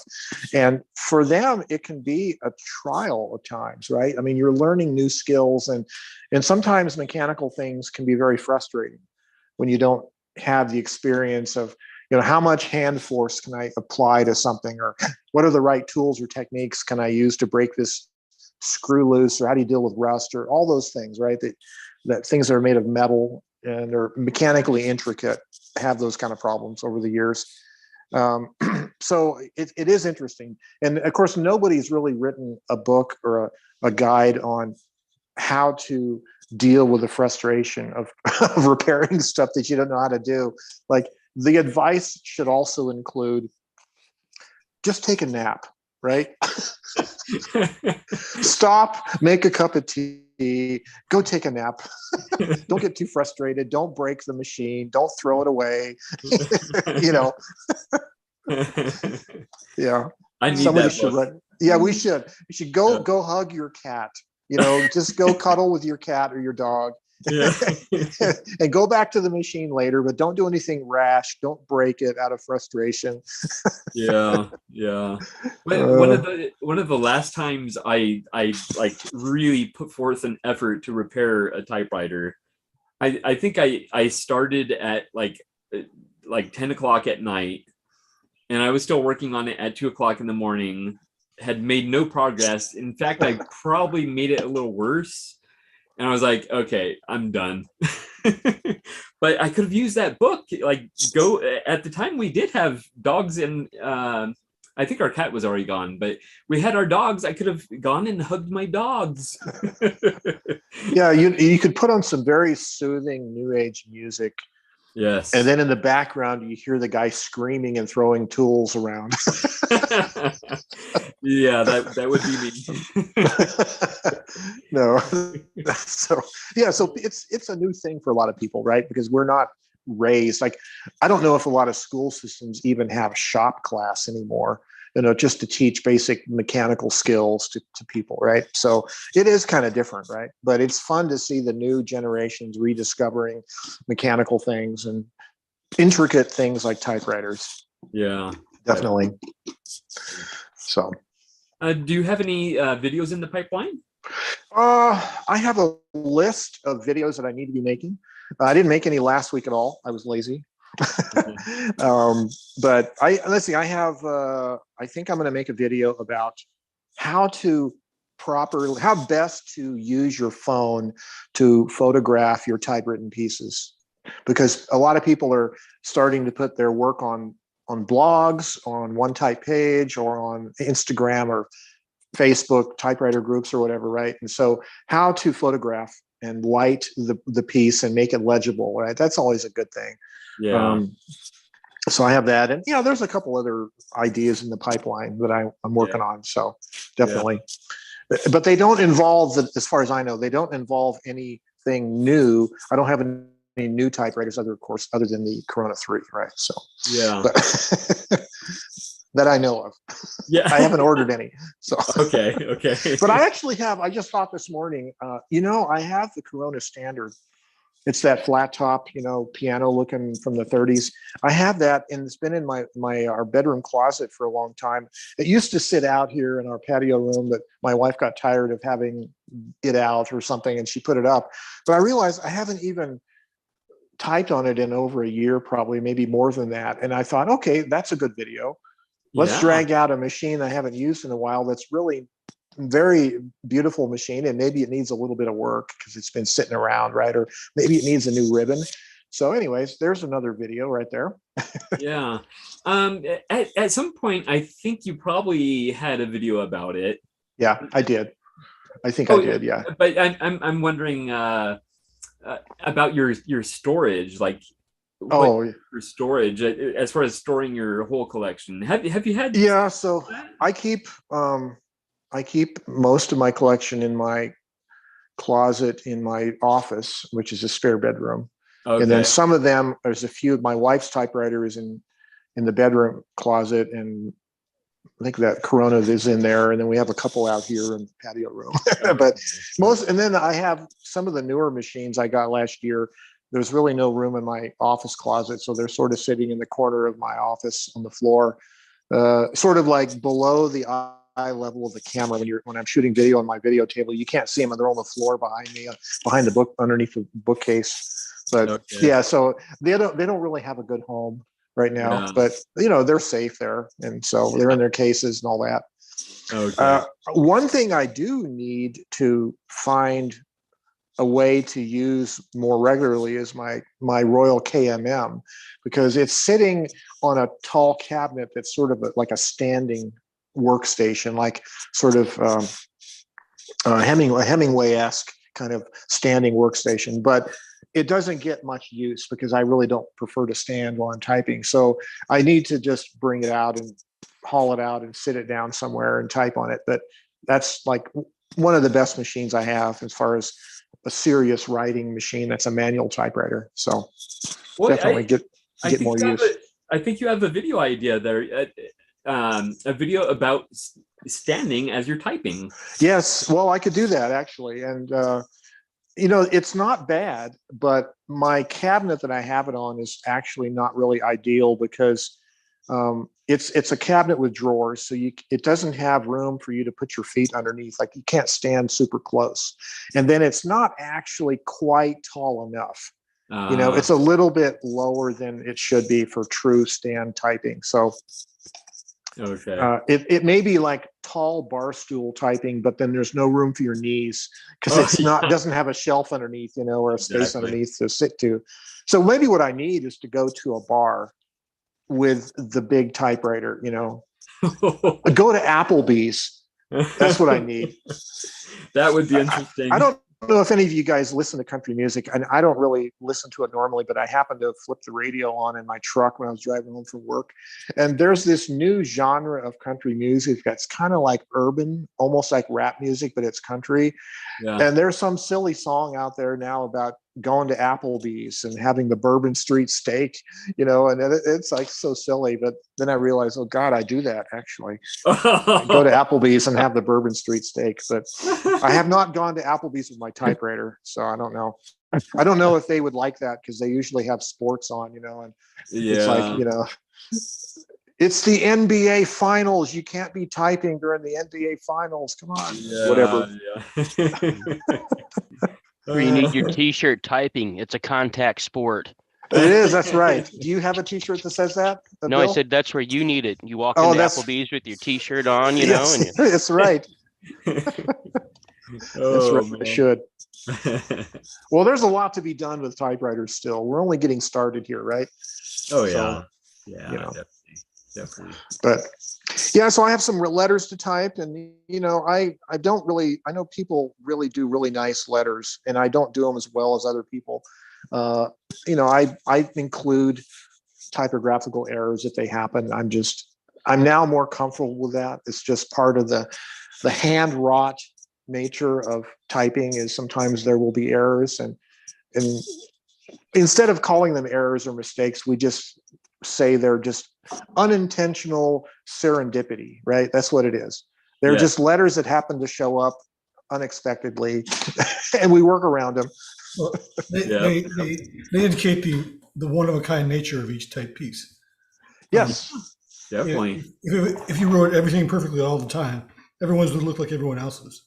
That's right. It would be like a Xerox machine instead of a personal thing. And maybe there is something like anthropomorphic to the process. Like maybe the typewriter is partially conscious and it's trying to throw its own letters into the work you're doing unexpectedly, right? So when I'm making mistakes, it's really just my sentient typewriter awakening to the world? Yes. And if that sounds much better than I just can't type right. That's right. Yeah, it is. Yeah. But if we would just be attuned to the inner typewriter consciousness, we would be able to have, I don't know, what is it? Auto writing? What is it? Was that something the surrealists were doing? Automatic writing. That's what automatic writing. Spiritualists used to say. Yeah. Anyway, that sounds really silly, but hey, that's a good way to make an excuse for having typographical errors in your letters. I'm sending a letter to the Philippines, and I'm going to have an imperfect imprint, but hey, that's just the way it is, Yeah. Yeah, I don't know why you keep saying that I send you perfect letters, because I don't know. Maybe yours are perfect. The last one you sent me. The last one you sent me was on really good paper. There were no typographical errors. Yeah. It was really good. Yeah. Yeah, you got lucky. I just got lucky that day, huh? Yeah, I have crossed out words and all kinds of stuff in there. Not anything you send to me. They're works of art. I want to frame them on the wall. I know, right? Actually, I have a letter from Tom Hanks that has a typo in it. Oh, he doesn't care, right? I think maybe the H of Hanks was a little higher. He didn't hit the shift key all the way or something. Mm-hmm. Yeah, that's just part of the unique nature of every letter. Yeah. But Ted, I liked your recent blog article from this morning. It was very cool. Oh, thank you. I like the audio recording. That was kind of cool. Well, you're going to get even behind her in your mail, because I just sent you another letter. Oh, great! In yesterday's mailbox. So with a mini CD. Yep. Well, I won't be able to record a reply on a CD because I don't have a CD drive any of my computers, but I do have my little Sony Walkman CD player. Mm-hmm. That is my main CD player for my stereo system. As long as you can play them, I can play it, and it works. It works fine, and I like the fact that they are very flat. And I mean, technically, I guess a first-class letter is supposed to be able to bend, so it rolls through the machines that they scan them with. Doesn't seem to matter. It doesn't seem to matter for you, so that's fine. It works for you. Yeah. And you're right. I think micro cassettes or any kind of cassette tape is definitely more expensive because you can't just put it in a letter. You have to make a bubble package, some kind of little package envelope. It's like and you're a couple talking at dollars. least $4. Yeah. Yeah, at least $4. Right. So I don't. The funny thing about the post office is they don't make it very easy to figure out what's the cheapest way to ship something. No, they're not going to tell you that. You have to kind of learn that on your own. Well, if you were sending a lot of cassettes all the same size, they used to make, and they still do make, cassette mailers. The box is just big enough for a cassette, right? That you can just put your address on. And I saw some online, but I don't know that I'll do that many full size cassettes. Yeah. Do they have special rates? I don't know. Well, that'd be pretty neat. You can send it media mail. Yeah. Oh, yeah, that's right. Oh, yeah, media mail. Media mail. So there used to be a thing of reel-to-reel tape letters that happened. This happened back right after World War II, and this was back in the time when international phone calls were very expensive. and international mail was cheaper than a phone call. So people were recording little 1/4-inch magnetic tape messages, right? They're like 30 minutes or something. 3-inch reels, yeah. Yeah, 3-inch reels. And they had little cardboard boxes, mailer boxes with an address on them you would mail off. And that was a real popular. In fact, there's a website, kind of box for a more modern compact cassette. Right. There's a website somewhere about this whole era of taped letters that people were sending. I think Tecmo on YouTube, or Tecmo. Yes, Tecmo, yes. Yeah. Yeah. It's very cool. So yeah, I think have a small collection of those of letters that I've found at thrift stores on cassettes. Oh, do you? They're pretty fun. Yeah, some of them get pretty raunchy.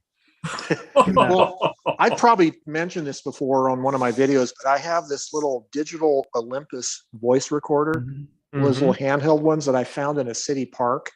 Yep. And it had a digital recording on it, a series of recordings that were like this drunk guy calling his ex-girlfriend.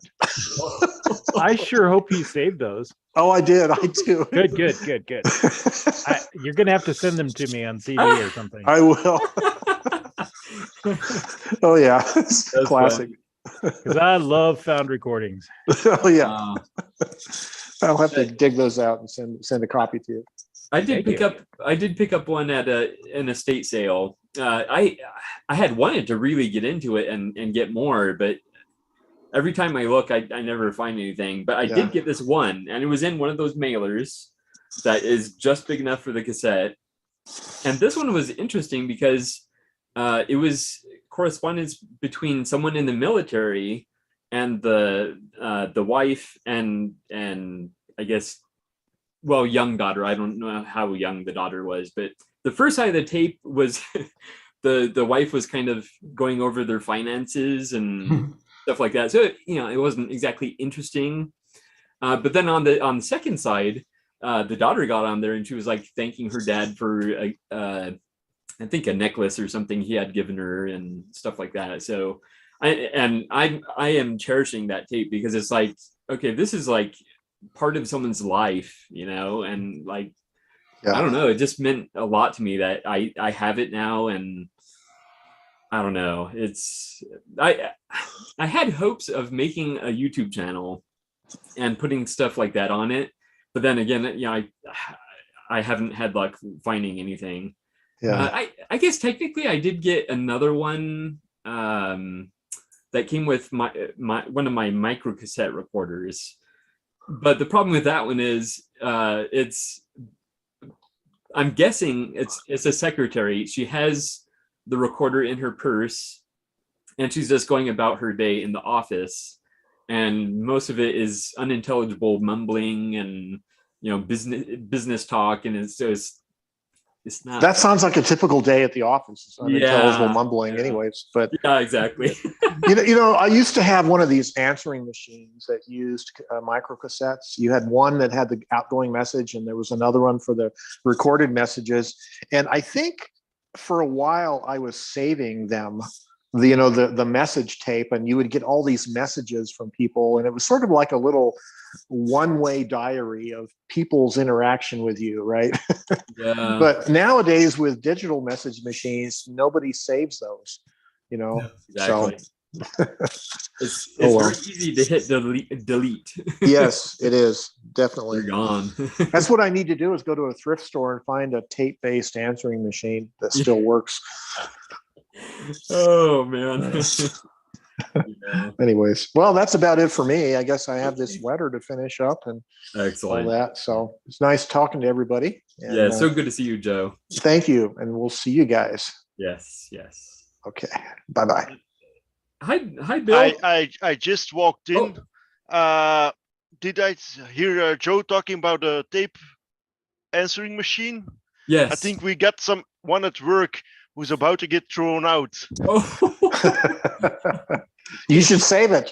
Save it and use it. Why? Yeah. We never had an answering machine. You could send letters to people. Yeah, there you go. Oh, like that? Yeah, tape letters. Yeah. I think I have a dictaphone too somewhere in the house. Oh. So So Well, with an answering machine, what you could do is you could call your home number with your cell phone and then record on it that way. Yeah. Oh yeah, when you're out and about and you Yeah. need to remind yourself of something, Yeah, you call like home I have a and great say, idea for another video, or I need to make a note to myself. So you call your own home number and record it. Yeah. interesting. Yeah. Well, it's funny because all phones come with the little memo recording app, but when I need it, I can never find it. So it's like by the time I find it, the moment's gone, and so it would be much easier just to call myself and leave a message. Excellent. Yes, Bill, it's good to see you.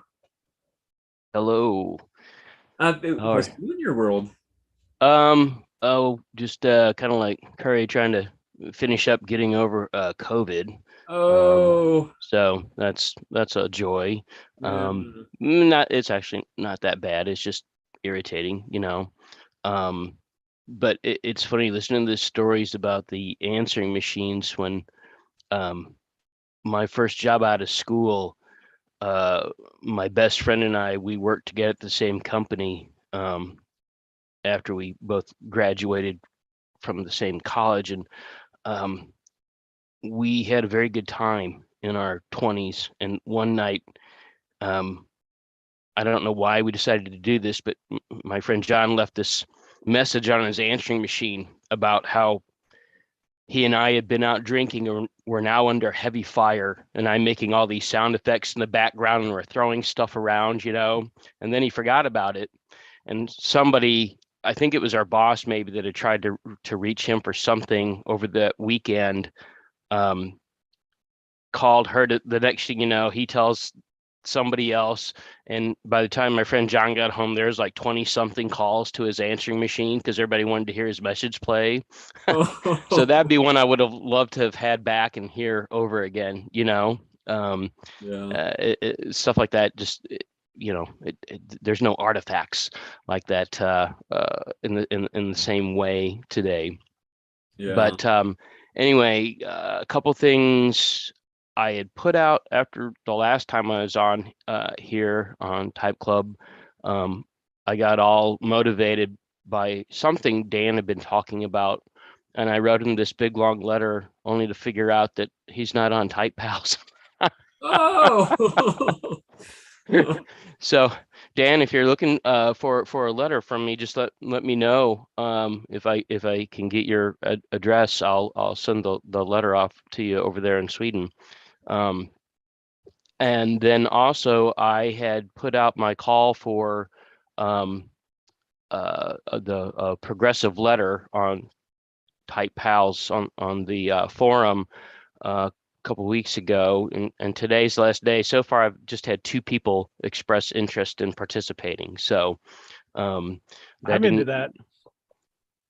All I need is your. I think I probably actually have your email address, Ted. So I'd say we correspond, so you probably have everything. Yeah, be known about me. So I'm gonna start that off tomorrow then, and go ahead and kick that off. And yeah, then I'm actually in as well. I've been bad about checking the forum, so I apologize about that. But I'm in. Count me in. Okay. Yeah. And then let's see. I was telling the folks on the call last night that I was actually gifted a typewriter, which I was kind of bummed out about. It was my friend Bob that I shoot darts with sometimes, and I, among other people, convinced him to get a typewriter not long after the pandemic started, and he did, but he decided it just wasn't for him. And so now I have this boat anchor of it's a 1942 Underwood Model S, and it's not something that I'm going to hang on to, I don't think. But it's an interesting typing experience for sure. And I was really hoping he would have hung on to the machine, but I get it. It's better, I think, to find it a new home and have it be put to use than to just have it sitting collecting dust. So yeah. And I think that's about it from my end of the world. So Okay. that's about all I have. All right. Well, yeah, I'm excited about that progressive letter, and yeah, definitely count me in, and hopefully, you know. Now, is it are people able to join like once it's already going, or is it just gonna be a set list of people? Yeah, it'll just be a set list Okay. because what I'll do is I'll compile the names and then I'll set the list and that will be included with the letter so that after the first person receives it, they'll know who to send it to, Okay. so on and so forth. And then I'll also know based on, how many people are participating, it's like, and if you want to put a page in, it doesn't have to be like a full letter size page. It can Yeah. be just a small, but I'll kind of roughly estimate how heavy the letter could get to mail, and I'll put some extra postage in with it when I send it off so that if somebody needs to apply, additional postage, they don't have to worry about that. And so it never really ended up being discussed at all. Yeah. Since nobody replied, so I didn't really hash things out. So this first one will just be kind of an experiment, I think. Yeah. Yeah. We'll see how it goes. But then once it's finished, my goal was to write like a blog entry just about the experience, and then I'll scan in all of the letters, because the last person then would send it back to me, and so I'll scan it in and then email out a copy to everyone of the finished progressive letter. Excellent. And so I think it'll just be kind of a interesting change of pace. It's nothing groundbreaking, but like I said the other week, just a different way to make use of our typewriters. Exactly. I sent you my email in a private message in the chat, by the way. Oh, in case cool. You didn't Perfect. have it. So okay. Excellent. Yeah, I'm looking forward to that. And again, I'm sorry I didn't jump on the forums there, but oh, it's no worries. Excellent. That's why I would have made mention of it last weekend, but I just I couldn't stay awake. I kept fading in and out with the COVID stuff, so I was like, I'll get on next weekend and okay. Make sure I mention it one more time. Yeah, definitely. Yeah, so I'm excited to be a part of it. So okay, cool. Yeah, and thank you so much for being here, Bill. It's always good to see you. Likewise. Excellent. Angela, how are you doing? She's trying to find the mute on the Enterprise. There we go. Yeah, I haven't been on Zoom in a long time, so yeah. I'm in Virginia, which is why I'm able to get on. I'm just here for a week and a half, so while I'm here, I'll tune in. Excellent. Anything new with you? No, I've just been working on my house up there. So. Oh, okay. I have written letters, typed letters, so I did do that, but I haven't bought any or worked on any. Okay.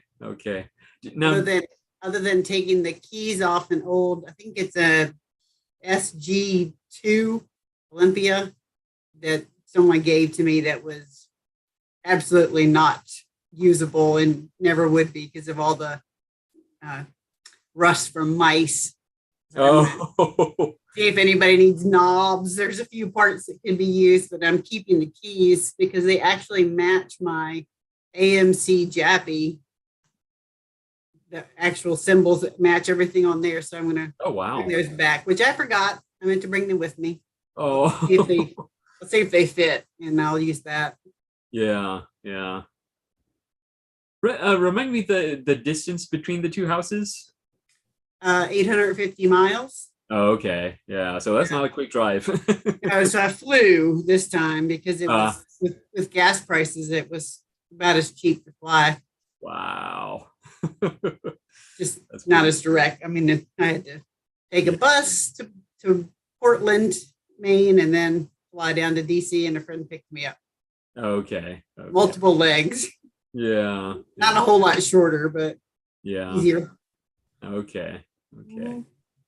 I will say there's a letter to you currently sitting in my typewriter. So. Oh, nice. Oh, Yeah, I got your postcard. cool, cool. Yeah, I had meant to send the letter out, but then I ran into some technical issues. I was trying to do something creative as far as like a self mailer, and it didn't quite work out. So then I had to restart your letter, and so I'm in the midst of it now. So yeah, I was wanting to make use of my little stapleless staplers in fastening sort of a self mailer type thing. So Yeah, you like Eric does. yeah. Well, I think he uses the he uses a couple things. He uses the wax seals, and then he does that special folding technique. Right. This is more like a stapler, but without the staple, because the post office doesn't like staples. But Okay, gotcha.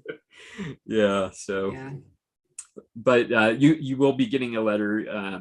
It will be going out early this week. Wonderful. Yes. Thank you. Yes.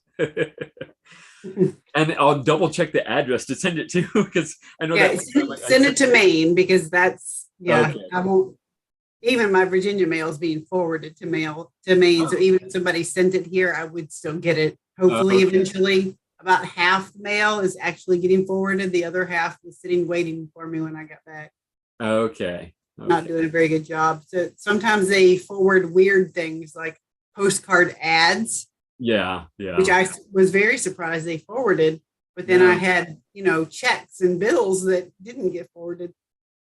Oh my goodness. There's like no rhyme or reason to it. No, there really isn't. So what typewriters are on the Star Trek Enterprise right now? There's a bunch sitting around. Oh yeah. AMC and a Underwood and a Royal Portable. Nice. That's what's up here. Okay. And I think you mentioned letters, but have you been typing anything else? Well, I actually have been typing my journal because I forgot to take my journal to Maine. Oh, So okay. I just typed it, but then I'm going to rewrite it because I write my journal is all written with a fountain pen. So there's no way to, I guess I could glue in the pages, but Yeah. we'll see. I might do that just because it sounds easier. Yeah. Excellent. All right. And anything else new with you? Nope. Okay. Well, it's so good to see you. Oh, thank you. It's good to be here. Yeah. Excellent. Larry, how are you doing? He's deep in thought. Can you hear us, Larry? I think maybe he can't hear us. Ken, how are you doing? We're doing good. Doing all right. Excellent. I tried to type and talk last night, but I think I was too late. Oh. Did anybody else get on that? Yeah, I think there's a small group of people that go on there. Oh, okay. I think there's maybe 6 of us or so on there. We lasted till Yeah. about 11. Oh, okay. All right. Yeah. Well, that would have been what, 10 o'clock Texas time, I guess, Central time, or It no, would have 9 been 1 o'clock. o'clock a.m. Oh. Texas time. Yeah. Oh, okay. Okay. That's what it was. But I did, let's see if I can share this, if it'll let me. Where's this? Oh, there it is. Well, you can kind of see it. Let's see if this will work. It won't let me get, oh, there, maybe bigger. That was where I was kind of. Oh, nice. My wife runs a wedding venue up there, and I was waiting for her to finish up. Since I was in New Braunfels, I just, there's a cabin down by the road by it. If anybody knows where Green is, that was north of New Braunfels, the Guadalupe, and they have tubing and all that. So that was right out there. I was out there typing, and a bunch of guys in Jeeps were driving down the road and said, "I want to move here. I love this place." And they looked at me as like, "What are you doing?" So they came over and looked at In fact, people still use those and all that. So, that was interesting that the other younger generation, 20-year-old somethings were interested in it. That was, yeah. I guess that was fun, but that was all right. Not a whole lot, just trying to get the facet. It's got a few of the type bars are a little sticky. So I'm, they'll get up there and get stuck. So I'm wiggling those around, loosen them up. But yeah, I'm torn between that and the SM3 that Smith Corona. No, I'm sorry, Olympia SM3. Yes.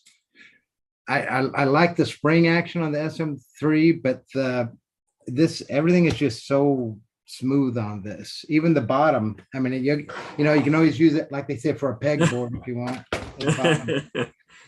I mean, you can put it on your lap. You don't get any. I mean, it's just, and you take that off, and it's not like a lot of the other typewriters that are hard to get to. You take that one thing off down here, and you have access to everything, which it's kind of nice too. The only thing it doesn't do is it's got a weird tab system. You can set single tabs, and it's got like a preset where you put those other lever, and it sets all the tabs incrementally, which that's kind of neat.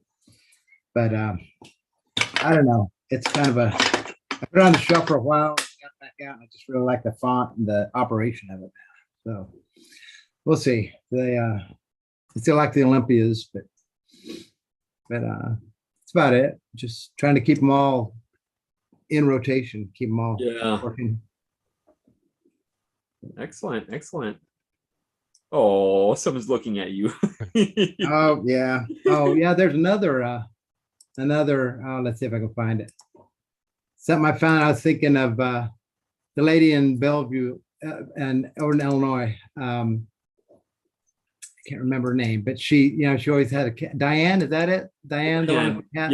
Yeah. I saw this and thought it was pretty interesting. Why I like cats, or what? There it is. Why I like cat people better than people.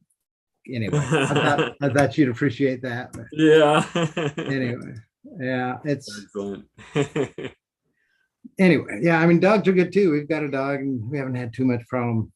The only thing that flunked obedience school is one of these. Our sister-in-law has this thing for dogs, companions.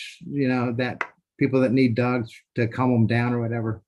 And this one flunked the school, obedience school. So she's been a challenge. And I should have known, if you flunk obedience school, you might have a hard time. Yeah. But she's been good. She's good. Yeah.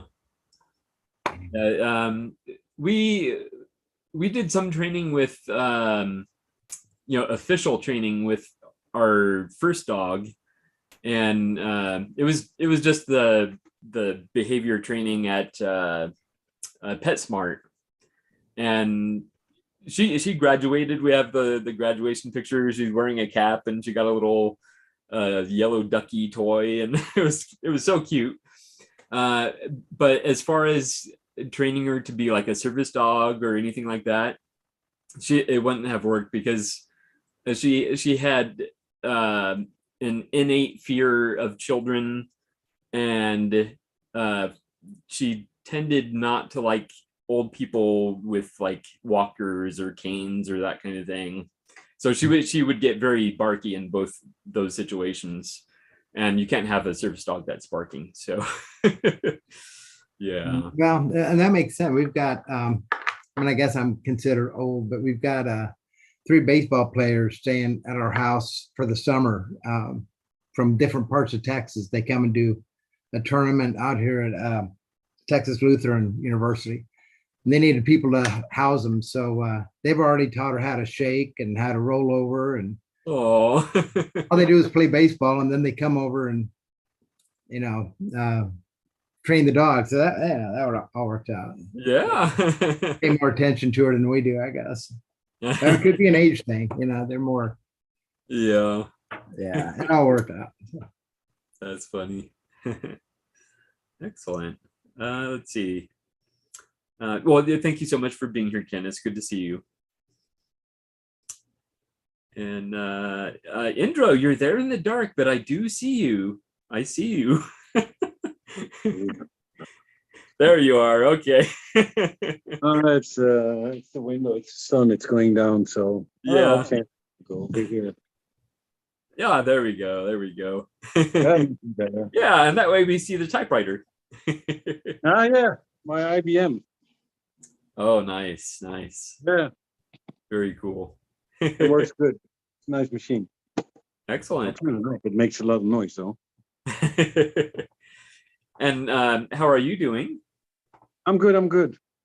Excellent. Yeah, nothing new. Well, I have a new car. Oh. So another Jeep that came into my world a little over a week ago. So I'm very happy with that because it was my dream car. I waited 8 years for that car, so I finally got it. So I'm happy with that. I can show you a little picture because I was making pictures that I was tending to send with. I make those little Polaroid pictures. Oh yeah. I like that shot. Somebody's getting this picture. Ah. There you go. You recognize the model? I'm bad with cars, so I don't. But. Somebody else? A GK, the Wrangler. Yep, there you go. Ah. It looks very clean. It is. It is a very clean car. Nice. It's 15 years old, but it's it looks new. Wow. It does look new. Yeah. What engine inside? Excuse me? What engine inside? The engine. The 3.8 V6. Okay. Yes. I'll be passing you soon. In about 3.5 weeks, I'll be heading down south to France. Ah. On Jeep cars, I prefer the 6 straight, the HO 4 liter. Oh, it's a very, very, very good engine. Oh yeah. Well, this one is a good engine too. I'll be passing Lyon. Okay, yeah. I think you live in Lyon, right? Yeah, Lyon. I'm living in Orléans. Oh, Orléans. Yes. I'm not sure if I go the Route du Soleil or Paris. I'm just under Paris, Orléans, Tours, the Loire River. Wait, no. Wait, my favorite river. The Loire. I'm very close to Chambord Castle. Ah, ok. Oui, je parle français, c'est pas de problème. But we do it next time. In France. Yeah. Excellent. You guys are practically neighbors. Yes, it's not. It's only Paris is 4.5 hours drive. So and then another, I think 1 hour from Paris, 1.5 to Orléans. Okay. Yeah, something like that. Yes. Very so cool. It's not very far away. Yeah. Excellent. So the intro, what are you typing right now? I was typing some letters because I didn't write for a long time. Last week, I didn't write. The week before, I didn't write. So I'm writing just a few letters to some people that wrote me. So yeah. Yeah. Yeah. Yesterday, I got a letter from, what's his name? He wrote me. I'll get it. Hold on one sec.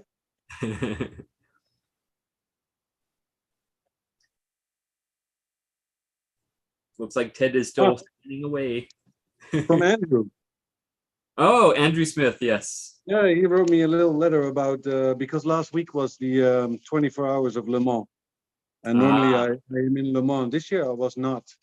So he wrote me a little letter about it. It was very nice. So yeah, so I'm answering his little letter. Oh, very cool. Very cool. Yeah, he's very prolific. I think he's written to most of us. He's written a lot of letters. Yeah, he has a nice, very thin paper, and well, it's small letter font. Yeah. So it's quite a nice letter for this little 2 notes. Yeah. So yeah, I was surprised by that. I noticed yeah. he had 2 spaces behind the period. So yeah, the Atlantic did an article this week about that, and they Oh, had did they? they had an example of a typed page with 2 spaces behind the period. That's what I always do. Yeah. You're old school, Bill. Yeah, it's interesting. I didn't think I would be able to switch back and forth between what I was used to, 2 spaces after a period when I would do a typewritten letter versus 1 space with any type of other, digital or online correspondence. But it really wasn't an issue at all. It's just kind of a force of habit whenever I am on, mechanical typewriter. It's just You just flip the switch. I don't even have to think about it. So well, I could be wrong, but I'm pretty sure if you do 2 spaces after a period in Microsoft Word, I think it puts a little line under it saying that it's incorrect. They're like, no, you don't do that anymore. That's old school.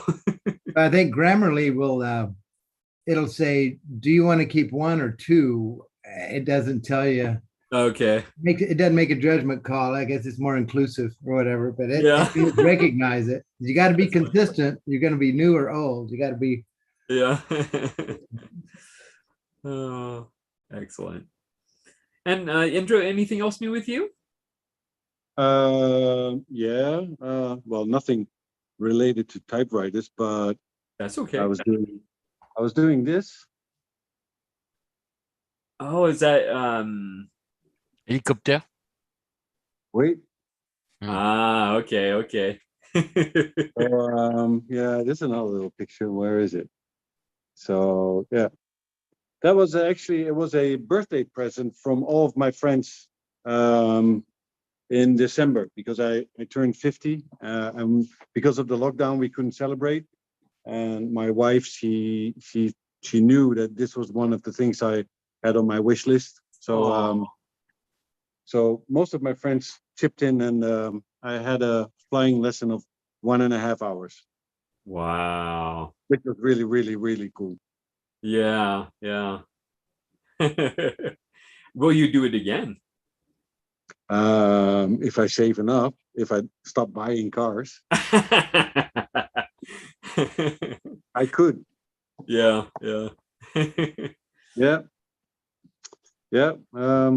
When I was younger, I was in Australia, and I really wanted to join a flying school for getting a how do you say that, a permit for helicopter flying. And I there was a friend of mine who owned that school, and he offered me a course for how much was it, like 80,000 Australian dollars. So I phoned up my parents and I asked them, like, oh, could you pay this course for me? And they said no. Otherwise I would probably be flying now. But yeah, I was just gonna say, to think that could have completely changed your life. Yeah. Yeah, the bastards, they didn't. I wanted to keep you on the ground. Yeah. So I'm 50 now, and I finally got my first lesson. Wow. Do you do any of the flight simulators? Anything like that? I used to do at a computer at home, and I used to build my own drones. But I still have a few. I think 2, and one is pretty big. It's about this size. Okay. And I did a lot of flying with it, and I used to own a helicopter, but that's more difficult to fly remote, because if you turn it around, it's backwards, so it's more difficult. But it's okay. With a drone, it's more easy, and in a real helicopter, it's pretty easy too. Yeah. Okay. Excellent. All right. So yeah, that's about it. Okay. Well, it's so good to see you, Indro. Oh, yeah. And is dinner in the works? No, I finished. I did Oh, a you little finised already. tour. Okay. Yeah. That's why I was a little late. Oh, yes. Yeah, usually you join us a little earlier. Yeah. Yeah.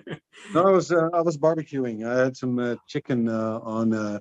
I made it like Asian chicken with garlic and how do you call it? Lemon and oil and things like that. So Okay. sugar. Excellent. Yeah. Very good. Again, it's so good to see you, Indro. Yeah, it's good to see you, all of you. Oh, let's see here. I don't know if Carlos is there or Daniel is there. There's Daniel. How are you, Daniel? I'm fine, thank you. I had not started my camera because I was eating lunch. Okay. And I didn't want to show, but then sometimes it's just easier to listen than to talk. But there's interesting conversation. Indro, I also received a letter from Andrew Smith, and the same paper, the same very. And Andrew makes a special effort of using old stamps. Yeah. And they're very, very interesting. And I actually got some old stamps too. I found local online, like we call it Kijiji in Canada. It's okay. But a lady was getting rid of stamps, and they're still very, very good. And I paid like face value. So they're old, but I paid face value. So some people sell old stamps with a plus value. They appreciate, but that lady was just selling them, and I paid a little bit more. I gave her a little bit more money. She was grateful for that. So I got some old stamps to try to imitate Andrew's style. And then I got a letter from Michael Arau, our Suquamish, and a letter from Alberta. So a letter from a fellow Canadian, Werner Joost. So he's out there with Brian, William, and he said he knows them in Alberta, Canada. Excellent. So that's very nice. Yeah. Very, very nice. And I actually went to pick up a DVD called The Typewriter in the 21st Century. Oh. The Typewriter in the 21st Century from our library. There's a bit of. Okay, there we go.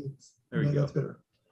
From our library, and of course the library has tons of material, so tons of movies and everything. But that one is difficult to find, and the other library had it. So. Oh, okay. So I went to borrow it. I haven't watched it yet, but okay. I look forward to it. I want to say Ted is in one of those documentaries. I don't know if he. Well, I look forward to discovering it for sure. Yeah. And like there's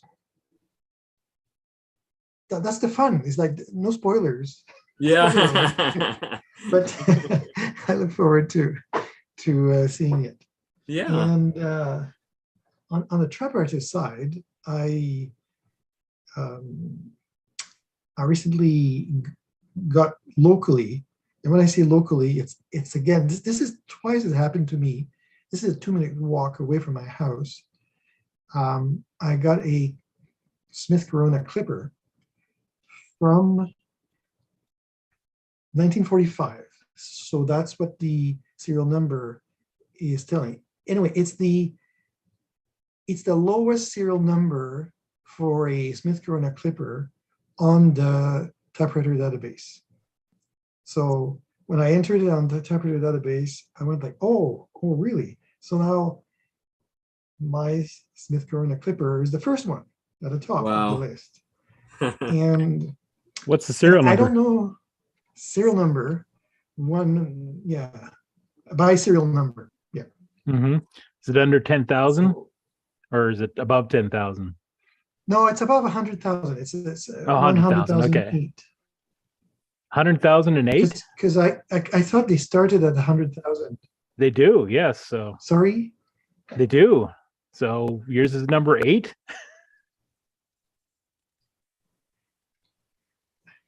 No, 108,000 something. So it's the first 8,000s.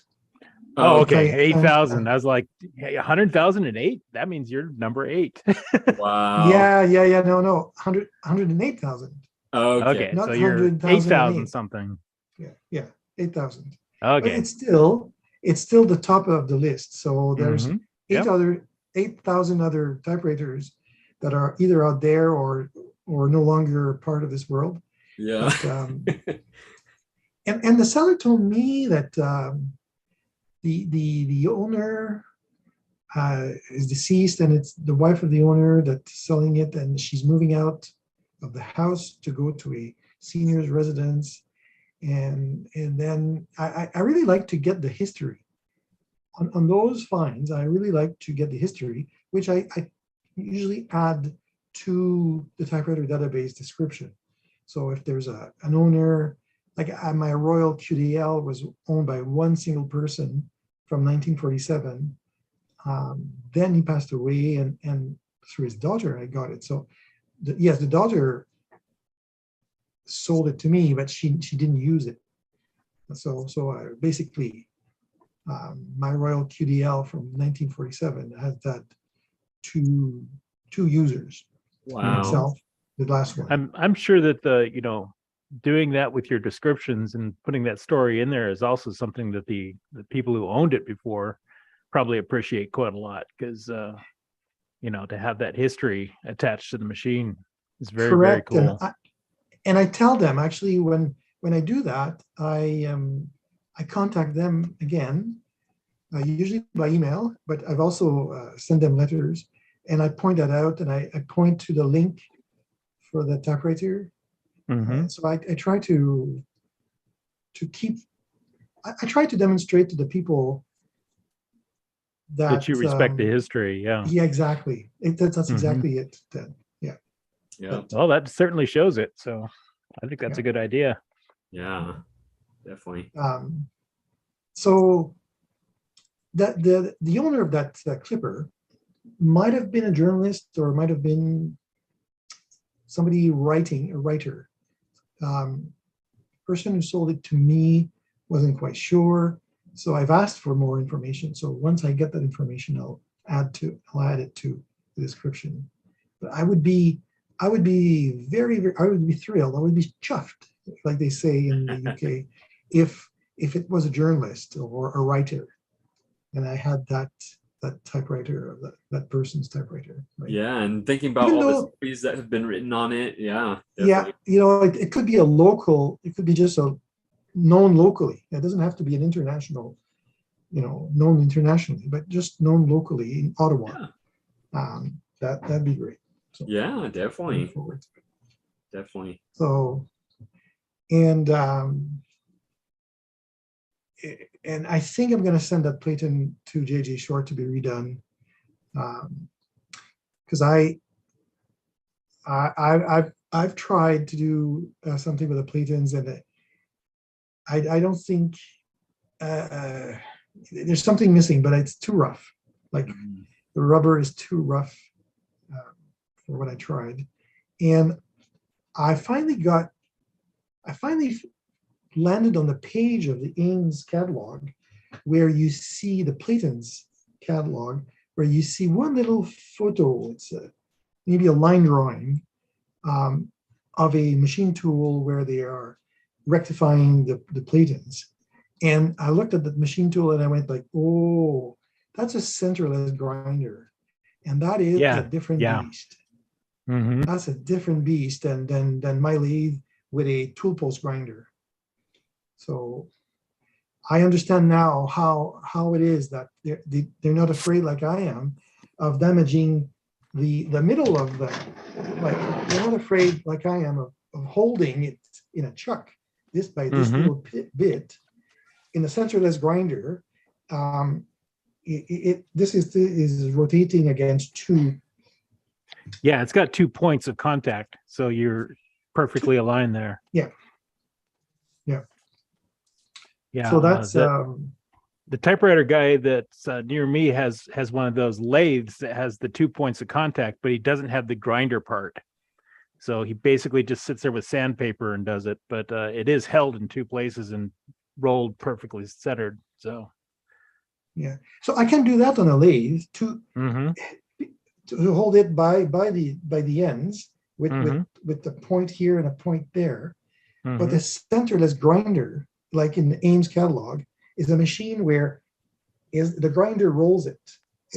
So it doesn't have to be held by the ends, and that's the big difference. Oh, okay. Yeah. Interesting. By the way, that's a perfectly good plate, and it's on my dad's typewriter. It's just because I'm still working on the rollers, so my experiments with the platen wasn't very good, but with the rollers, I hope to be more successful. Yeah. Rollers are easier. Yeah. That platen, I had said that before to you guys online. The platen is good enough that I think when my dad purchased that 1940 Model 5 Remington Rand Model 5 Deluxe, that it had been redone. So when my dad purchased it in the 60s, this typewriter had been serviced and the platen was new, because that is more like a 1960s, feels to me like a 1960s platen, not like 1945 platen. Yeah. Yeah. Yeah. And so that's that. I mean, I have lots of letters to reply. I have some new ones to send because of the postcard, and I would just like maybe to mention hello to Carol if she is watching this on YouTube. I'll be sending you a letter shortly in Switzerland. It's a new member of TypePal, and I sent her a letter just out of the blue, and she was she appreciated it, and we have been also emailing back and forth and so on and so forth. So it feels good to do one of those where you unsolicited, you send a letter. Yeah. So I think Andrew Smith, which we have been talking, he's been great at doing that unsolicited. Oh yeah. Yeah. So. Yeah, I was mentioning earlier how I think he's sent a letter to just about everybody in TypePals. And he's pretty good he's a pretty good typist. Yes. He has very few typos. Yeah. And I espouse Joe Van Cleve's philosophy. If I make typos in a letter, that's just goes with the letter. It just shows we're human. Yeah, exactly. I've said before, it's like at work, I would not have let one typo go by in a letter sent under my signature, but in a typing like personal letter, it's different on a typewriter, I should say. Yeah, people are just so thrilled to receive the letters. And again, the typos actually remind you, okay, this was a typewriter. It wasn't a computer using the Courier font. It's an actual typewriter. So, yeah. Yeah, very cool. So we're leaving tomorrow to camp for camping. So I still have some preparations to do, and I will. Hopefully we won't get a big storm. There's a storm. Oh boy. Tomorrow, but hopefully it won't be a big storm. Yeah. Excellent. Well, I hope that goes well for you. Thanks. And so glad to see everyone. Thank you very much. Yeah. Good to see you as well. Ted, are you familiar with that? The link Daniel was talking about to the Ames where he saw that the grinder. Uh-oh, what? That was somewhere else. Oh, okay. I was just wondering if you're familiar with that link that Daniel was talking about the Ames grinder. Well, I have the Ames catalogs that those came from, so okay, That's it. I've probably seen them. Yeah. Okay. I just want to a- make sure there wasn't like a missed connection there that Nope. Okay. And then also, were you in a typewriter documentary? I seem to remember you were. Yeah, the typewriter in the 21st century. I saw him holding it up, so Yes, yeah, I'm in there. Okay. So spoiler, I'm in there. Well, sorry, Daniel. It's all right. It's all right. I won't tell you I what look I forward. do. I look forward to watching it. So. Excellent. And how many copies do you have, Ted? Just one.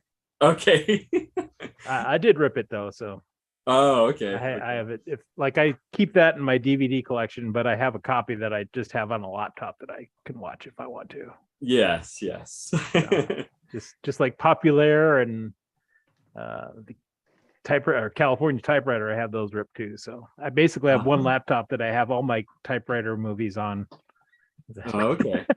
So if I want to watch typewriter movies, I pull that out. Yeah. Oh, that's cool, Ted. That you like Populaire, but that movie. And I have the French only version one. It doesn't have subtitles or anything, so I get to enjoy it in French, not really understanding what anything except what the American guy says because he speaks English in it. So there's just one guy who's like the friend of the main guy who's an American, and for some reason in a French film he speaks English. So but English is the universal language. Well, we like to think that, but well, I'm certain there's a lot more French people that understand English than English people that understand French. That is very true. That is very true. Well, that tends to be the case. Yeah. I like it in movies when there is different languages spoken and that it's actually spoken in the original language with subtitles. So I like it. It's a lot more fun to see it like that. Mm-hmm. It's more like reality. Yeah. Populaire is a really good movie. I like that one, even though I don't understand it. So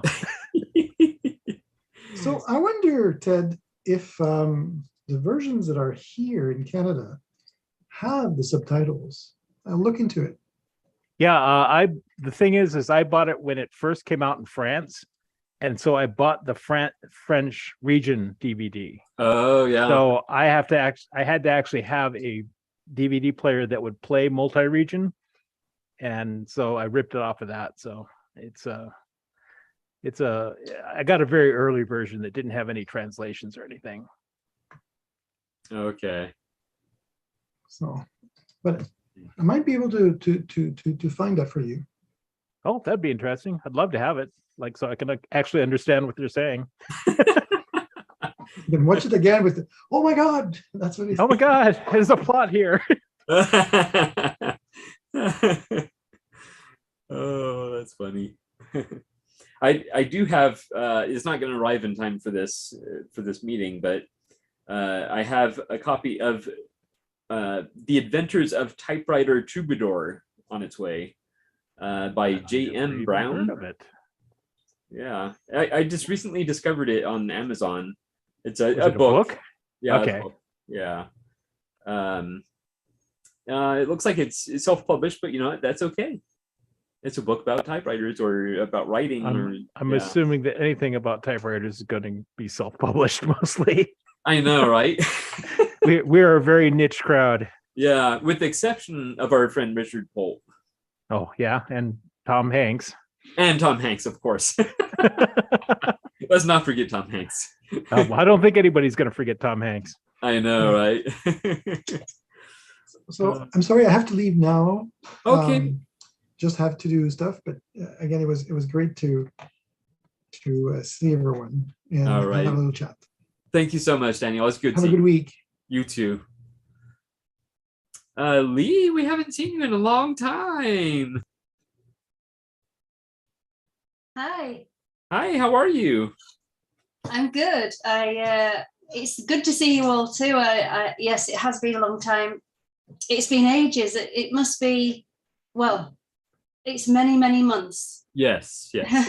But I've been really, really busy. So at the beginning of, well, in January, I just was covering lots for people at work because of various people being off and just short staff. Okay. And it went on for longer than I had anticipated. So when I thought that it had come to an end, it was like, no, could you do a little bit more? So I did. But otherwise, this year's been full of all kinds of busyness. In the beginning, I've done lots of traveling. So I've been, first of all, I actually, my youngest daughter got married this year. Oh, wow. So in March, I went to Dublin for her hen celebration. And then when I came back from Dublin, because I got the flu. Oh. The flu and then that, but the flu actually put me in bed. But then in April, I went to Prague and went specifically to see somebody in concert because it had been cancelled for 2 years. Oh. So it had all been sort of back. All of the tickets were honoured, but I just had to go when it was able to, be shown again. Yeah. But that was a really lovely weekend. It's been absolutely lovely. I realise it's actually a privilege to get out there and travel, especially when we've not been able to. And then later in April, I came back and my daughter actually got married. So that was the wedding. And then, she was waiting for a passport because she didn't even think she was going to go on her honeymoon because the passport office had this, well, it was a bit of a fiasco really because they had this big backlog. And then, can you believe it, on the morning after her wedding, when her holiday was the day after, so it would have been, let's just say they called her on Friday and the honeymoon was Saturday, saying, you can come and get your passport. Well, the passport is in Liverpool because it's at the main offices there. So she's like, Mom, I need to Oh. I did the whole mum thing and put my cape on and I went to the rescue and I drove her to Liverpool and we got the thing, we got it and we went out and it was like just in the knickers. And then on that Saturday, because she got an Airbnb and they flew out from Liverpool. So she just changed her ticket for the flight out. But that all went really well. And then in May, I then started organising a typewriter event to happen here. Oh. In Leeds, there isn't very many, certainly not public events for typewriters. In 2019, I did actually go to a festival here in Kirkstall, which is like an artsy family thing. Oh, okay. That's when I did a poem store where it was the custom poetry on demand. Like people come and request a poem, I write it, and then they can choose what they want to pay for it.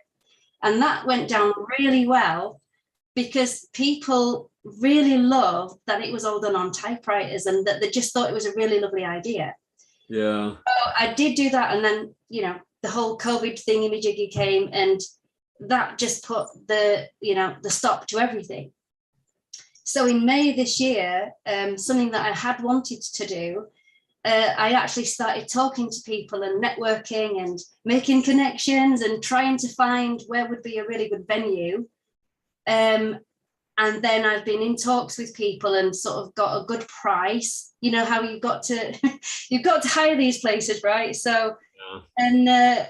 And I've just been doing that and actually creating posters and flyers and then distributing them, and then also creating an Instagram page so that people could see where else to go and find these tickets. Because for the time being, because it's so rare here, it has to be a ticketed event because I can't. It's just because I've got to get my expenses back, really. So I'm just for the time being, I'm going to see how that goes, but and I'll feed back. But in the meantime, because this is in July that it's happening, so it's happening on the 17th of July, and I'm hoping, because I've got another date in August, so I'm hoping to do it every 6 weeks, the type-in event. But and then in amongst all of that, I went in just this month. I've just come back from London because I've been to the House of Lords. Can you believe that? In the House of Lords, smooching with everybody in posh suits and everything. That was actually for a personal. It was a party for a person that's just turned 80, but it was really nice, and it was right on the Thames. And the weather in London is mad at the moment. It's really hot. It's like 90 degrees. So, we got a bit of sun and we just felt like a holiday. Wow. and I'm going to Greece in July. I'm going to Greece in just 10 days. And then I'm going to Portugal. So I have got nothing to complain about. I'm like, I'm just traveling here, there and everywhere. And then in the meantime, all the time I'm doing this, I'm also working. So it's been busy, pretty exciting though. And I heard one of your guests earlier, that one of the people on here said that she'd done a type-in and that it had gone really well. Yes. Sounds like there was a lot of people though. I'm not sure it's going to get that many people, but I actually don't know, because I've got somebody that's going to come and take some photos because it's the first one, and do some video. So I will put that on the Instagram when everything's all edited and everything. And I'll feed back to this group to let you know how it went. I'm just sort of, trying to get into the vibe of typewriters here. Like you say, it's niche, but I'm trying to make it popular. So, it's like, yay, typewriters. Yeah. So I'm really, like I say, I'm busy, and it's all for really lots of really good reasons, but it's also why my little packet of letters that need returning looks not dissimilar to Joe Van Cleve's. Yeah. They will be replied to. It's just, but now that I'm hoping that what will happen is I'll get into a routine, a little sort of rhythm of things, because it's like anything, like you will know this, Gregory, when you're organizing something, it takes up a lot of time and energy. So you've got to sort of focus on it, because otherwise it's not going to happen. So I take my hat off to you. I really do. I respect everything that you do in this group. I've been following you for ages, even with your fountain pens. I respect it all, and I know what a lot of hard work and energy and time, and devotion goes into it. So and it's doing it yourself.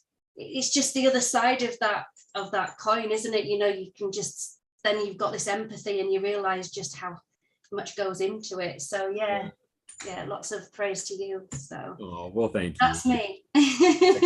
And do you want to share your Instagram so that we can follow you on there?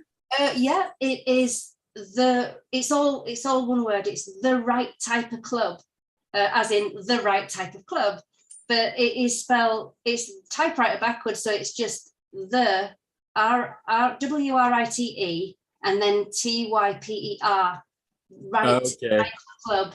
Yeah. Okay, I think I may have already followed you. I'm not sure, because that's brilliant. I hope so, because I was looking at it and I got a lot of pings, and I was thinking, wow, that's really good, because I have not done the event yet, but it's really great that people are doing that. I hashtagged it to death because I don't even know what I'm doing with hashtags. If you could all teach me, that'd be fantastic. But I just went hashtag to all of the relevant things.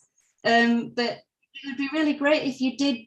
And of course, there will be more things going on there that you can see as and when it happens, really. But thank you. That would be great. Of course, I thought I was in. I have multiple Instagrams, my multiple interests. Yes. I thought I was in the correct one, but I'm not in the correct one.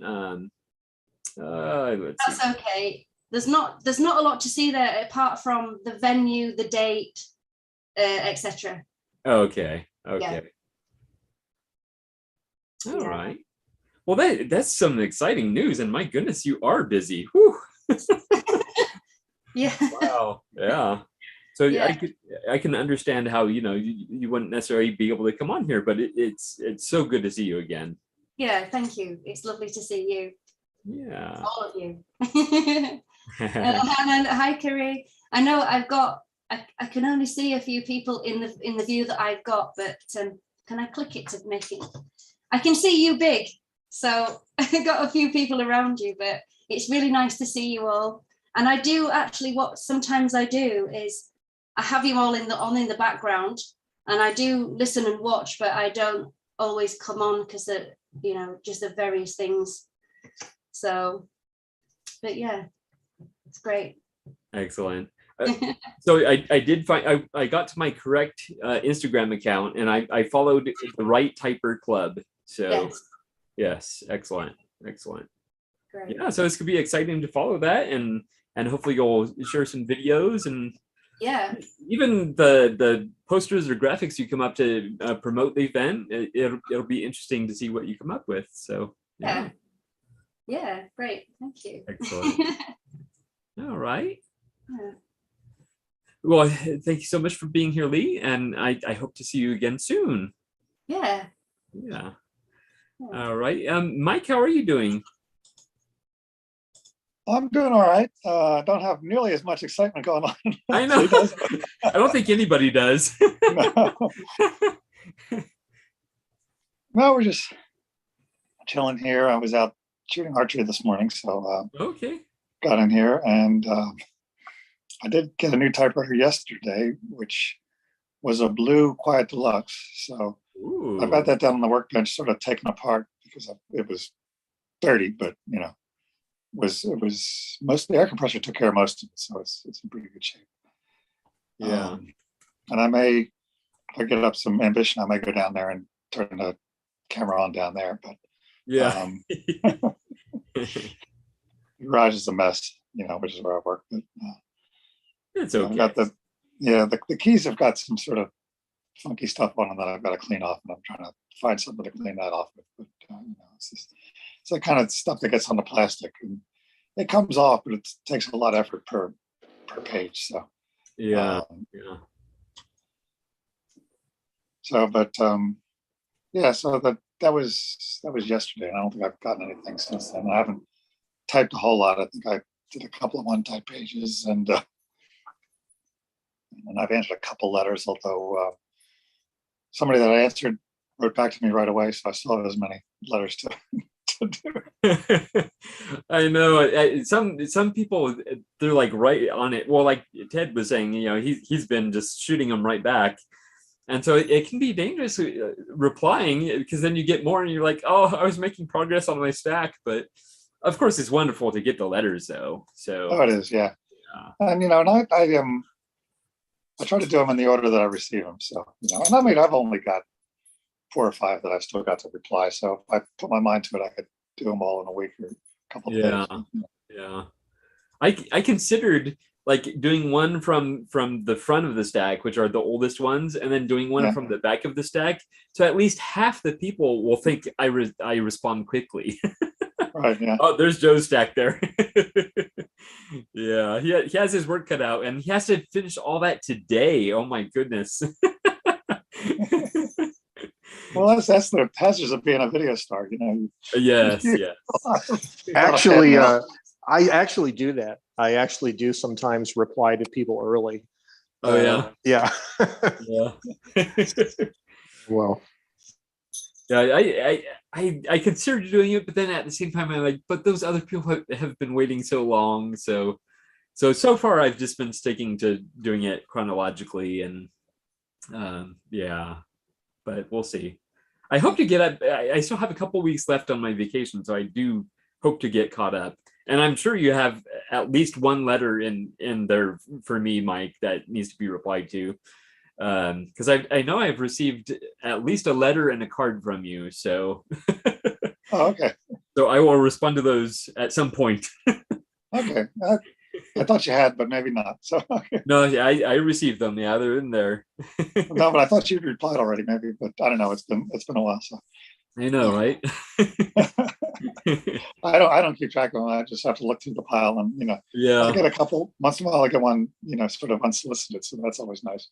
Yeah, yeah, those are nice surprises when you get just one out of the blue from the new person. And it's like, oh, cool. It's very exciting.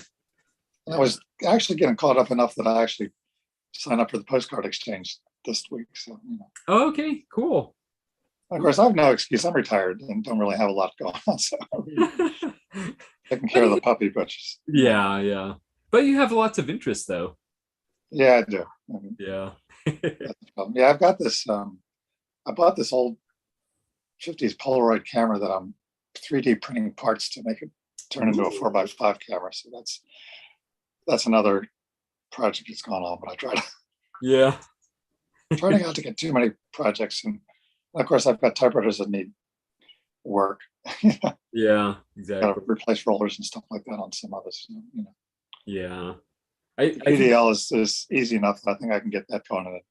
Oh yeah, yeah. That wasn't too bad. There's nothing really wrong with it other than just needs a little dirt, cleaning, and maybe a little, the magic margins are sluggish, so maybe that might need some sort of lubrication or something. Although I try not to do too much of that. But,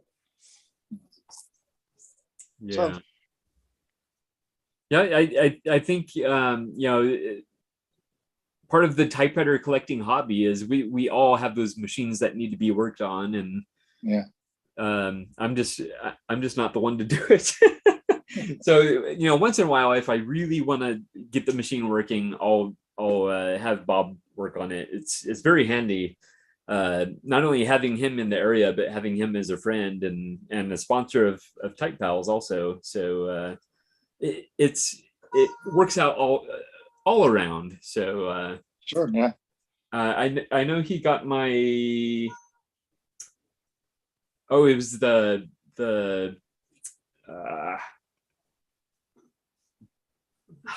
I'm drawing a blank on which one it was. Oh, the Skywriter.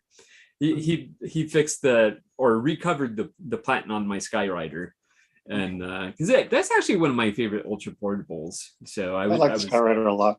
Yeah, I was glad to have him work on that. So yeah, I've got one with the vinyl zipper case, and it's just the case is good, the zipper is good, and it's. I find it's really good for just sort of carry on the airplane kind of. Yeah, very type on the airplane.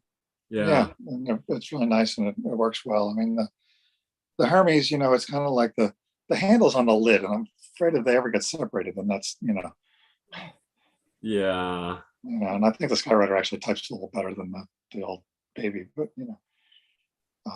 I would actually agree with that. I love having the Hermes. I think I have the Hermes Rocket. I love having it, but I do find other typewriters offer a better experience. So, but it's all a matter of taste. I got it out the other day, and I mean, I actually typed some stuff on it, sort of out in the front yard, and it worked out just fine for that. So, oh yeah. But sometimes the spacing's a little off. You'll have it on a single space, and it'll want to do 1.5, 1.5 lines. It looks better on 1.5, so I just leave it at that. Yeah. I have something to say about a Hermes 3000. Oh yeah. I bought one here. I have to pick it up. I paid 100 euros for it, and I paid already 50, and I have to pick it up probably next week. But I bought it for somebody at Typewriter Club. Not particularly somebody, but if somebody is interested, they can buy it for the same price of me. So wow. Not $400 or $500, but just 100 euros plus shipping, and I will ship it. So that's what I did. It's not the full model. It's the Hermes 3000. It's the blue version or green, whatever you call it. with only the, what is it, backspace and what's on the left? There's on the left a key. Margin release? I don't know, something like that. I'm not sure. It's just the one type before the normal type, but okay. Can't remember which. I have to look on it. I have two of them here, but okay. Wow, it's that's more very simple. Free. Yeah, exactly. Ah, okay. Yeah. Yeah. But somebody has to send me an email or whatever, and we can work something out. So they should get in contact with you on TypePals? Yeah, something like that. Okay, Or excellent. we can. We have to think something out that if there's like a bunch of people interested, we have to. How do you say Exactly. that? A lottery. Yeah. Something like that. Yeah. Well, I forgot to mention it. Yeah, I bought it last week. Wow. I have to pick it up next week or whatever. Okay. Okay. Yeah, that's very generous. So hopefully someone jumps on that. Definitely. Yeah. Very cool. Okay. Excellent. All right. And anything else new with you, Mike?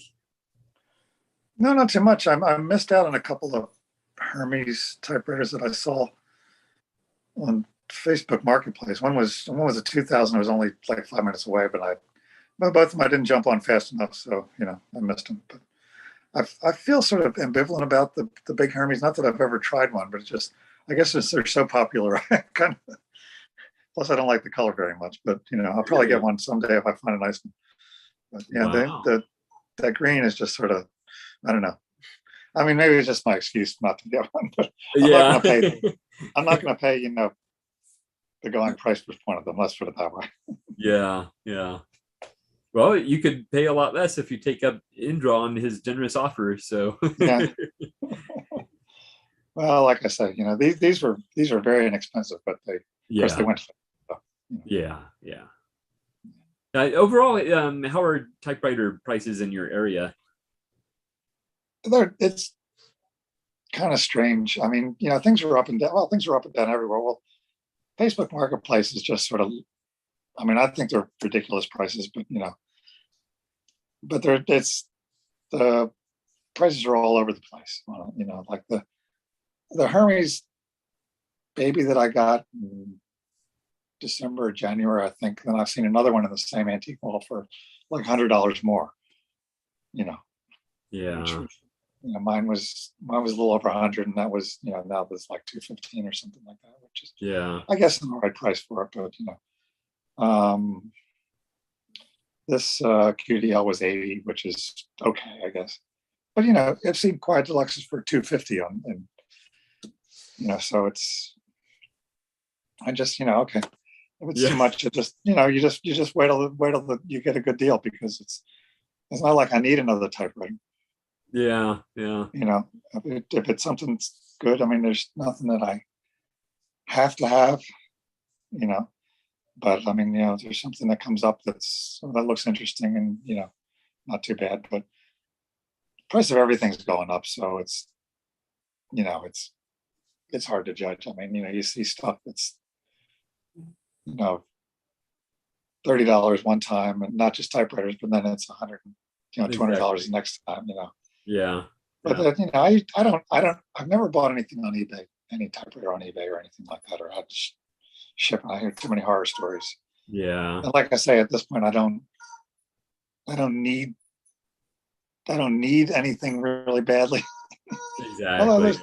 although there's stuff I'd like to have, I guess. So I may come down, because I don't have any nice Olivettis or anything like that. Still looking for a nice Corona 3 bank. Yeah.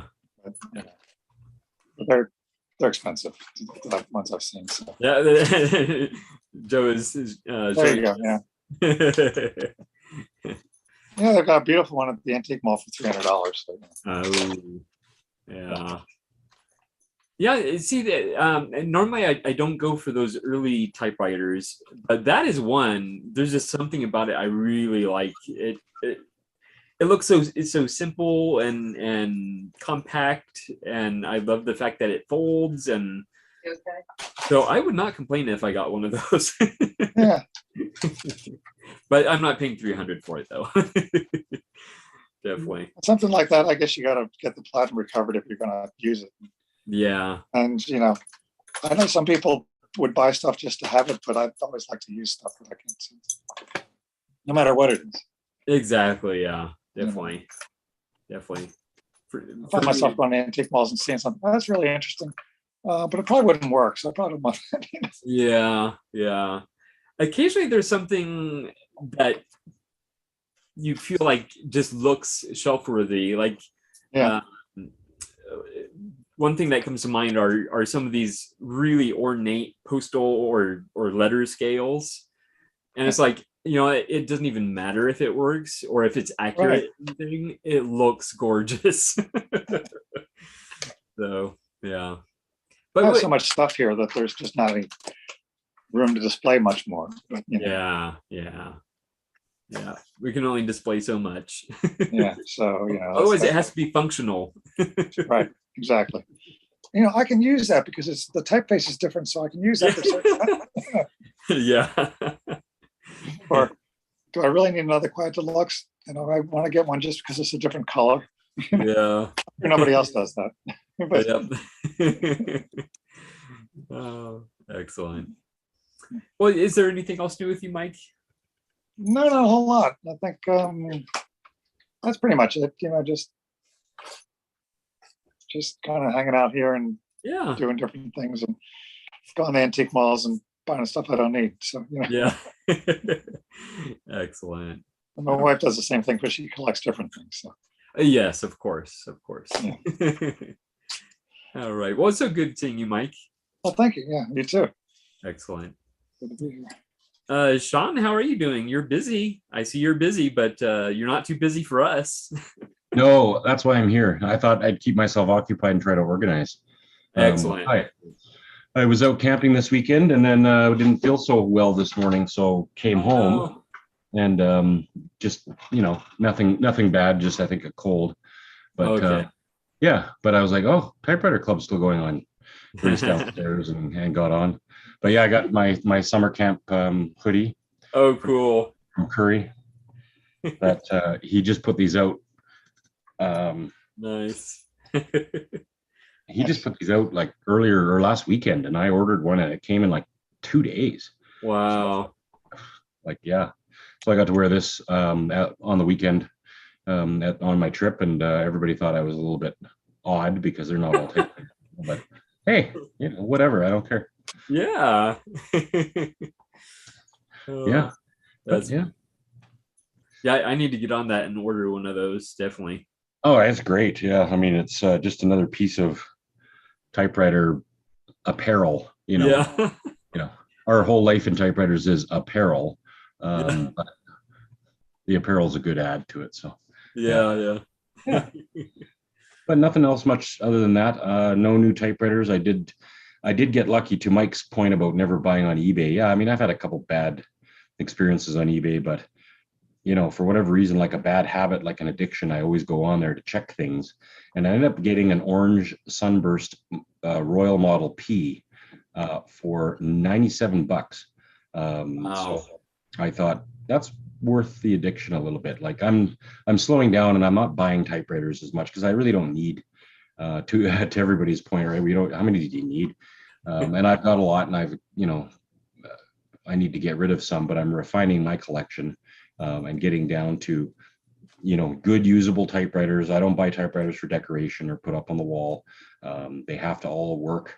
And if they don't, then I got to get them working. That's helps me to learn them. But yeah, once in a while you get a typewriter that seems nobody else saw or nobody else bids on and that you think would be popular, and yeah, get it for a good price. So I was pretty happy about that. So I'm looking forward to getting that. But yeah, that's about it. Yeah, that's quite a find though. My goodness. Yeah, but I've never seen an orange one before, or at least not many of them. So there's certain colors I think that are rare, you know, like the purple and the cream colored and some of the other weird Model P brushed ones that they did. So yeah. Excellent. Anyway, yeah. Well, I hope you're not feeling too bad. No, well, I'm not feeling too bad enough that I couldn't get on here to talk to you folks. That's and true. Well, I can't spread anything through Zoom, Yeah. so everybody's safe. And I I did know. test. Yeah. I did test this morning, and so Carol, my significant other, she had COVID last week, and I thought I tested every day, thinking, oh, I'm gonna get it, but never did. And even today, when I got home, I tested again, and nope, nothing. So wow, I'm just got probably a bad cold, but yeah, who knows? Those tests and the whole thing are a funny thing anyway. Yeah. Yeah. Yeah. Yeah. Well, it is so good to see you. Thank you. You guys as well. Yeah. Let's see. I don't think we've talked about the typing prompt, which is picnic, one of the one-word typing prompts. Personally, it's way too hot for picnics right now. Although the wife and I do enjoy them, but I have failed to write about any of our picnics. One of which is, of course, when I proposed to my wife. So I proposed to her at a picnic. So yeah. But did anyone have a typing prompt or any questions or comments or anything like that? Oh, he's busting out the typewriter now. Look at that. Well, we might as well try to write something if this doesn't end before I write it up. And since Joe showed his Corona 3, I thought, well, let's just follow the whole thing and just go with it, right? There you go. Yeah. There you go. We'll see. Excellent. And it looks like, oh yes, I forgot Curry was going to take us down into his workspace. Excellent. How's it going down there? A little washed out, but yeah, I thought I'd move down here and try and do what Sean does and do some multitasking and excellent. And get the letter at 22 to put back together and there's the Smith Corona with the subscript type, Smith Corona Super. So actually, if I pull that out, I don't know if you can. Let me zoom in on you real quick. Zoom in on that. Oh yeah. Oh wow. The little subscript numbers on there. Those are cute numbers. Yeah. Wow. So you can see the top row. It's just numbers upon numbers. That is very interesting. And then some of the other symbols have been moved over here. So you got the dollar sign and then percentages over here. Yeah. And then your apostrophe and your quotes is all the way down here. So I hope you didn't need it very often, but I know, huh? Yeah. That's a bit of a unique one. Yeah. And you said the what was it? The shifted numbers are the subscripts? Yes. Oh, okay. Yeah. I'll go back to there. Curry, is it a math typewriter? Sorry. I think so. I was trying to figure it out, but they're all subscript numbers. So I would think it'd be like math or chemistry or something like that. I have a book on typefaces for Smith Corona. We will look and find out right now. Awesome. Excellent. And Intro appears to be showing us the Hermes that he was talking about earlier. Yep, that is the one. Nice. It's a Media 3, that's right. Ah, yes, Media 3. But I have never seen a Media 3 in this shape, only the plastic one. Ah, yeah. Yeah. So essentially, it's a 3000 just with fewer features, right? Yep. Yeah. That's cool. Yeah, a beautiful looking typewriter. Yeah, it's complete. The brushes, everything is there. So I'll pick it up next week, I guess. I'm waiting for an answer from my family because it's close to where my family lives, so I can pick it up. Okay, that'll be convenient. Yeah. Yeah, excellent. Very cool. And let's see. Any typing prompts or questions or comments? I had a question for you, Gregory. Yes. So when you come back from vacation, do you have to practice the shush when you come back to the library? I think I have to work out my finger and yeah. Fortunately, we don't have to do that a lot, just because our library is located inside a mall, and so we have to accept a certain noise level. There's instances where people like completely and utterly disregard the fact that it is indeed a library. And they'll have their phone on speakerphone, and it'll be turned up loud, and we're like, okay, this is too much. And then we have this he's like a DJ or something, and he likes to work on his beats in the library. Fortunately, he keeps it down a little bit, but yeah, we get some people in there. That's funny. Yeah.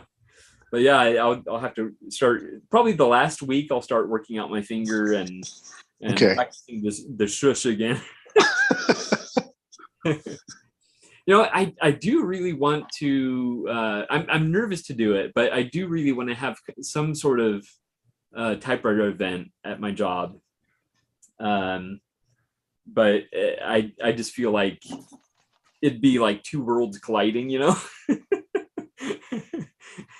I think it's one thing when you're making an event at someone else's library, but then when you're wanting to do an event at your own library, then it becomes a whole program, and you have to get permission from the powers that be, and you have to write out a report saying this is what we're going to do, this is what the expenses are going to be, and all that. So I don't know if I want to open that can of worms.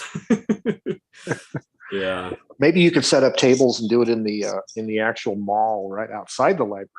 Yeah, the mall actually does let us use for various things because we have a very long space in the mall, so we have a lot of walkway, and we also happen to be right by one of the ends of the mall where there's.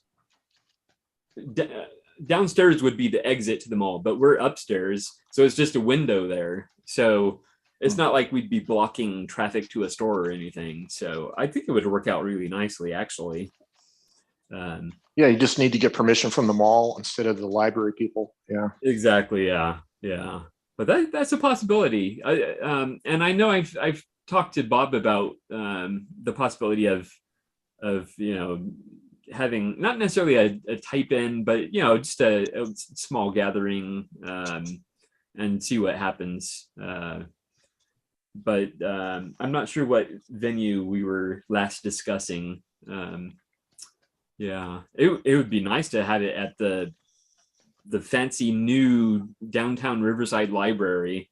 They have this whole like outdoor patio space that's like upstairs, so you're like overlooking the city, and that would be really nice, weather permitting. So yeah, but we'll see.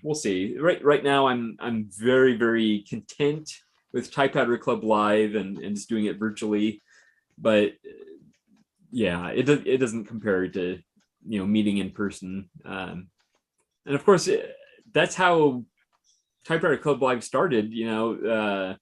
Bob and I were meeting. I joined his group that was meeting in downtown Riverside, and shortly after I joined, this whole COVID thing happened, and so that put a nix on that. And then I think we were talking, and he actually came up with the idea of doing something virtually, and so I stewed on it for a long time, and then all of a sudden it just happened.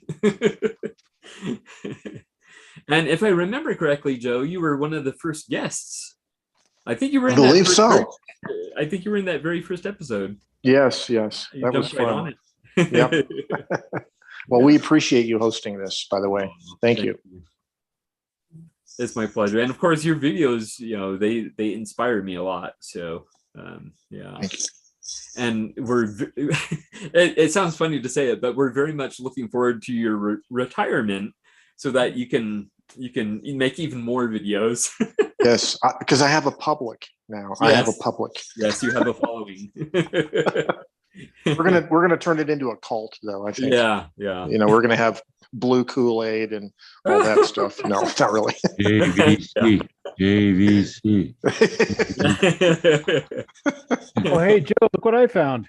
Oh, It's a tape answering machine from Oh my goodness! Yes, I like it. Wow. That is funny. That's a dial-up tape answering machine. Yep, it's got a big honking speaker thing in between the phone and the handset. We're answering your calls on a rotary phone. Is it compact cassette or is it micro cassette? Looks like compact cassette. Okay. This would have been 1968 or 69. Is that a Sony? It's a Crown. A Crown. Oh. Crown from Japan. Wow. Amazing. I thought you'd like that. I just saw that in the Oh yeah. That's very cool. Yeah. In this book that I'm scanning. How far along are you in the scanning? I am, let's see, 316 pages in. Oh my goodness. Ted is running an online scan. Yeah. You know, whatever happened, or maybe they're still doing it, but I think it was Google that their goal was to like scan every book in the world or something like that. Google Books, yeah, you can. There's actually a lot of interesting things in Google Books if you search through it. Yeah. Like they have a lot of the early typewriter history books from Charles Weller, and I think the Herkimer Society one is in there too. So they have scans of all those that they've done. Some of the problems with Google Books is that a lot of times they have automatic scanners. Yeah. And so you'll a lot of times get half a page that's all garbled up and stuff. But there is loads and loads of stuff in there. Old industry magazines, Phonographic World and stenography magazines, stuff like that for the industry that has a lot of really early typewriter stuff in it. So yeah, Google Books, I definitely recommend you poke around in there for typewriter stuff. Yeah. There is lots there to find. Yeah. Do you know if that's still like an active project as far as adding new books, or? I believe it is. I checked about 6 months ago and they had new stuff. Wow. So it must still be going on. Okay. Excellent. Because I was just imagining all the people that were volunteering to do it and you know, working hour upon hour like you're doing there, scanning that book. Oh, they have more automated systems than Yeah. I use. I do it all by hand, but Yeah. so Now, that's is that a standard size format of the sheet size? these books are printed. A lot of these line books are printed in half-size sheets, so they'll typeset them on a full-size 8.5 by 11, and then back in the day they used to use stat cameras to photo reduce them to half-size sheets. Okay. And so these are 5.5 by 8.5. Oh, okay. And so they'd print 2 on a sheet and then cut it and drill holes in it. And, Yeah. and that's the way they did it. So that's why all the type is kind of small, because these originally were 8.5 by 11 sheets that got reduced. Oh, okay. That was a common thing that they did back in the day to save Yeah. paper and such. Yeah. So I guess I'm wondering if you're going to have to go back and crop all those pages. Yeah, but I have scripts that do that. Oh, I've okay. written scripts to do all that sort of thing, and image magic, and Oh, okay. yeah. That's good. Because that would be monotonous. Oh, that's why you make the robot do it. Yeah, exactly. Excellent. That is what robots are for. God bless robots. Yeah, I do love robots. So Ted, I was going to ask you, have your summer monsoons hit yet in Phoenix?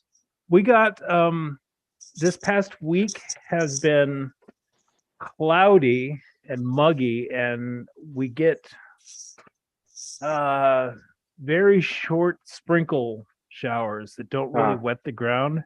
Yeah. So it's been raining, quote unquote. Yeah. More like Virga that never hits the ground. Yeah, it just kind of is this kind of mist that comes down. And yeah, I think the monsoons started over New Mexico early, and it started a little more easterly than it has before. Yeah, you're getting usually all our you guys rain. get it first, and then it comes over our way after. But You're stealing our rain, Joe. I know, but we need it. Dang it! Oh, we need it too. It seems they're pulling dead bodies out of Lake Mead down here. Oh man! Because the water levels are so low that all the bodies that got dumped from mobsters in Las Vegas are, showing up in barrels that just kind of poke out of the water now. I guess I shouldn't laugh, but that's kind of macabre. It is, yes. I guess they're going to be solving a bunch of murders this year. Yeah. That's one way to look at it. Oh, hey, look, there's a 50-year-old stiff in a barrel. Yeah. Which John Doe is this? Yep. Oh man. Yeah, it is actually pretty desperate here as far as water. I don't really know what they're planning on doing, but they're already doing cutbacks on water rationing for the cities. So yeah, I don't know, maybe we'll lose all the golf courses. Oh boy. About time. Yeah. It's a waste of water. Honestly, Really it is. is. Yeah. Yeah. Or at least make it a desert, like natural terrain golf course. Yeah, I'm sure a lot of people are make it a gonna little be- more challenging. Yeah, love golfing on gravel. Yeah, gravel golf. I suspect they'll cut off people's drinking water before they cut off the golf courses. I think you're right. Exactly. I think you're right. It's political influence and power. Yeah. That's where all the politicians go. Yeah. I like the way they spray paint some of the golf courses green for the televised PGA tours. Oh, yeah. I think you just gave away a trade secret. I did, yeah. Yep. Hey, before I close, I was looking at typing some more letters. I have 3 of them done so far, but I come across, let's see, who is this? This is Eric Mondor. I come across a postcard he sent me. Oh, nice. This is up in Drake's Island, Maine. And then a nice airmail letter with really thin paper that he sent me about a month later, a few weeks later. So that will be fun to type him up a reply. So, and he also does a little wax seal on the back of the envelope. I was thinking actually of getting some stickers made, like typewriter stickers, and doing the equivalent of the wax seal where you use the letter as the envelope, fold it up, but instead of wax sealing it, just put an adhesive sticker, because the post office charges you more money for wax seal because they can't run it through the machine automated, so exactly. Yeah. Just a regular adhesive sticker would be kind of cool, and then look neat. So yeah, definitely. I know Hallmark is known for having those little stickers that they give you when you buy greeting cards from them. Were you thinking more like a sticker like that, or more like sort of faux wax? Kind of just an adhesive peel off sticker, right? But maybe something with an old typewriter logo or something on it, right? Would be kind of fun. Yeah. That would be cool. I'll have to come up with something. Yeah. What's the Type Pals logo? Chop? Yes, the Type Pal sticker. Yeah. Yeah. Anyways, it would be interesting to see about. The Type Pals logo probably wouldn't work well. I was thinking for like a embossed type sticker. But I think it have to be a little less ornate. Well, not ornate. That's not the right word for the logo, but detailed, I guess. Does somebody make embossed adhesive stickers? I wonder. I'm sure they do. I usually get my stickers from stickermule.com. Sticker mule. Okay. Yeah. So I don't know. I usually wait for their special deals, and whatever special deal comes up, that's what I order. It's not really like I'm hurting for envelopes actually, because I have a 1,000 count box of smaller letter size envelopes that I got at a thrift store a few years ago. Yeah, yeah. But it's just the idea of, of having stickers. Yes, exactly. You can, in fact, get custom embossing tools, those little hand clampy ones that hand clampy notaries yes. use. Yeah, Yes. that notaries use to stamp the state seal into your documents. That's They can right. be custom made, so you can That's get your own right. plate put in those. Actually, that would be kind of cool to emboss your own logo into your letters, especially if you're doing like airmail paper or something a little bit thinner. Exactly. Yeah. I think one of my letter writer correspondents does that. In fact, somebody does that. I've seen it. It's somewhere in this stack right here. Somebody does that. Well, It can be done. Yeah, yeah. I know occasionally I've been known to do it. So That's right. You have one? I do have one. Let's see it. Where is it? He has to find it though. Pixar it's- STFU.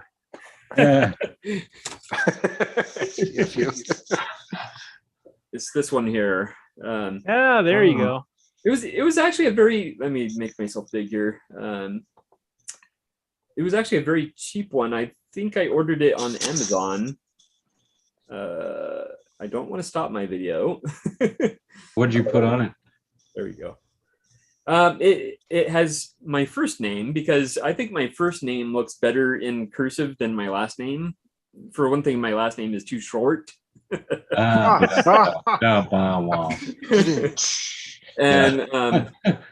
and then going around it in the circle is just my mailing address. So yeah. You have got the right syllable count though. Gregory Short. That's 3 and 1. Yeah. It's like Theodore Monk, 3 and 1. Oh, there you go. So Gregory, do you order you buy the stamp machine, the clamp separate, and then you order the die separate for it? This particular seller on Amazon, you design it on Amazon. Oh, okay. Okay. And they just send you the whole thing. Oh, okay. Very cool. I assume you could get I'm not sure how this removes, but which is kind of strange because I put it in there, and when they ship it, they ship the handle part separate from the actual die or whatever it would be called. But yeah, and I also opted to stamp it from the side. So, because there's different orientations, you can stamp it from the top, the bottom, either side.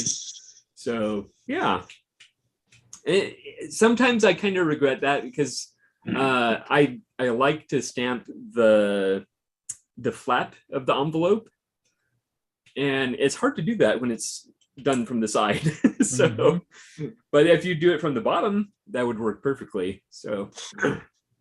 Yeah. Well, I mean, if it's removable, you could get different dies and have different stamps you could put in it. Use the same clamper. Exactly. Yeah. Yeah, but I like it. Often the paper I use is a little on the heavy side. So this would probably be even better with lighter paper. Yeah.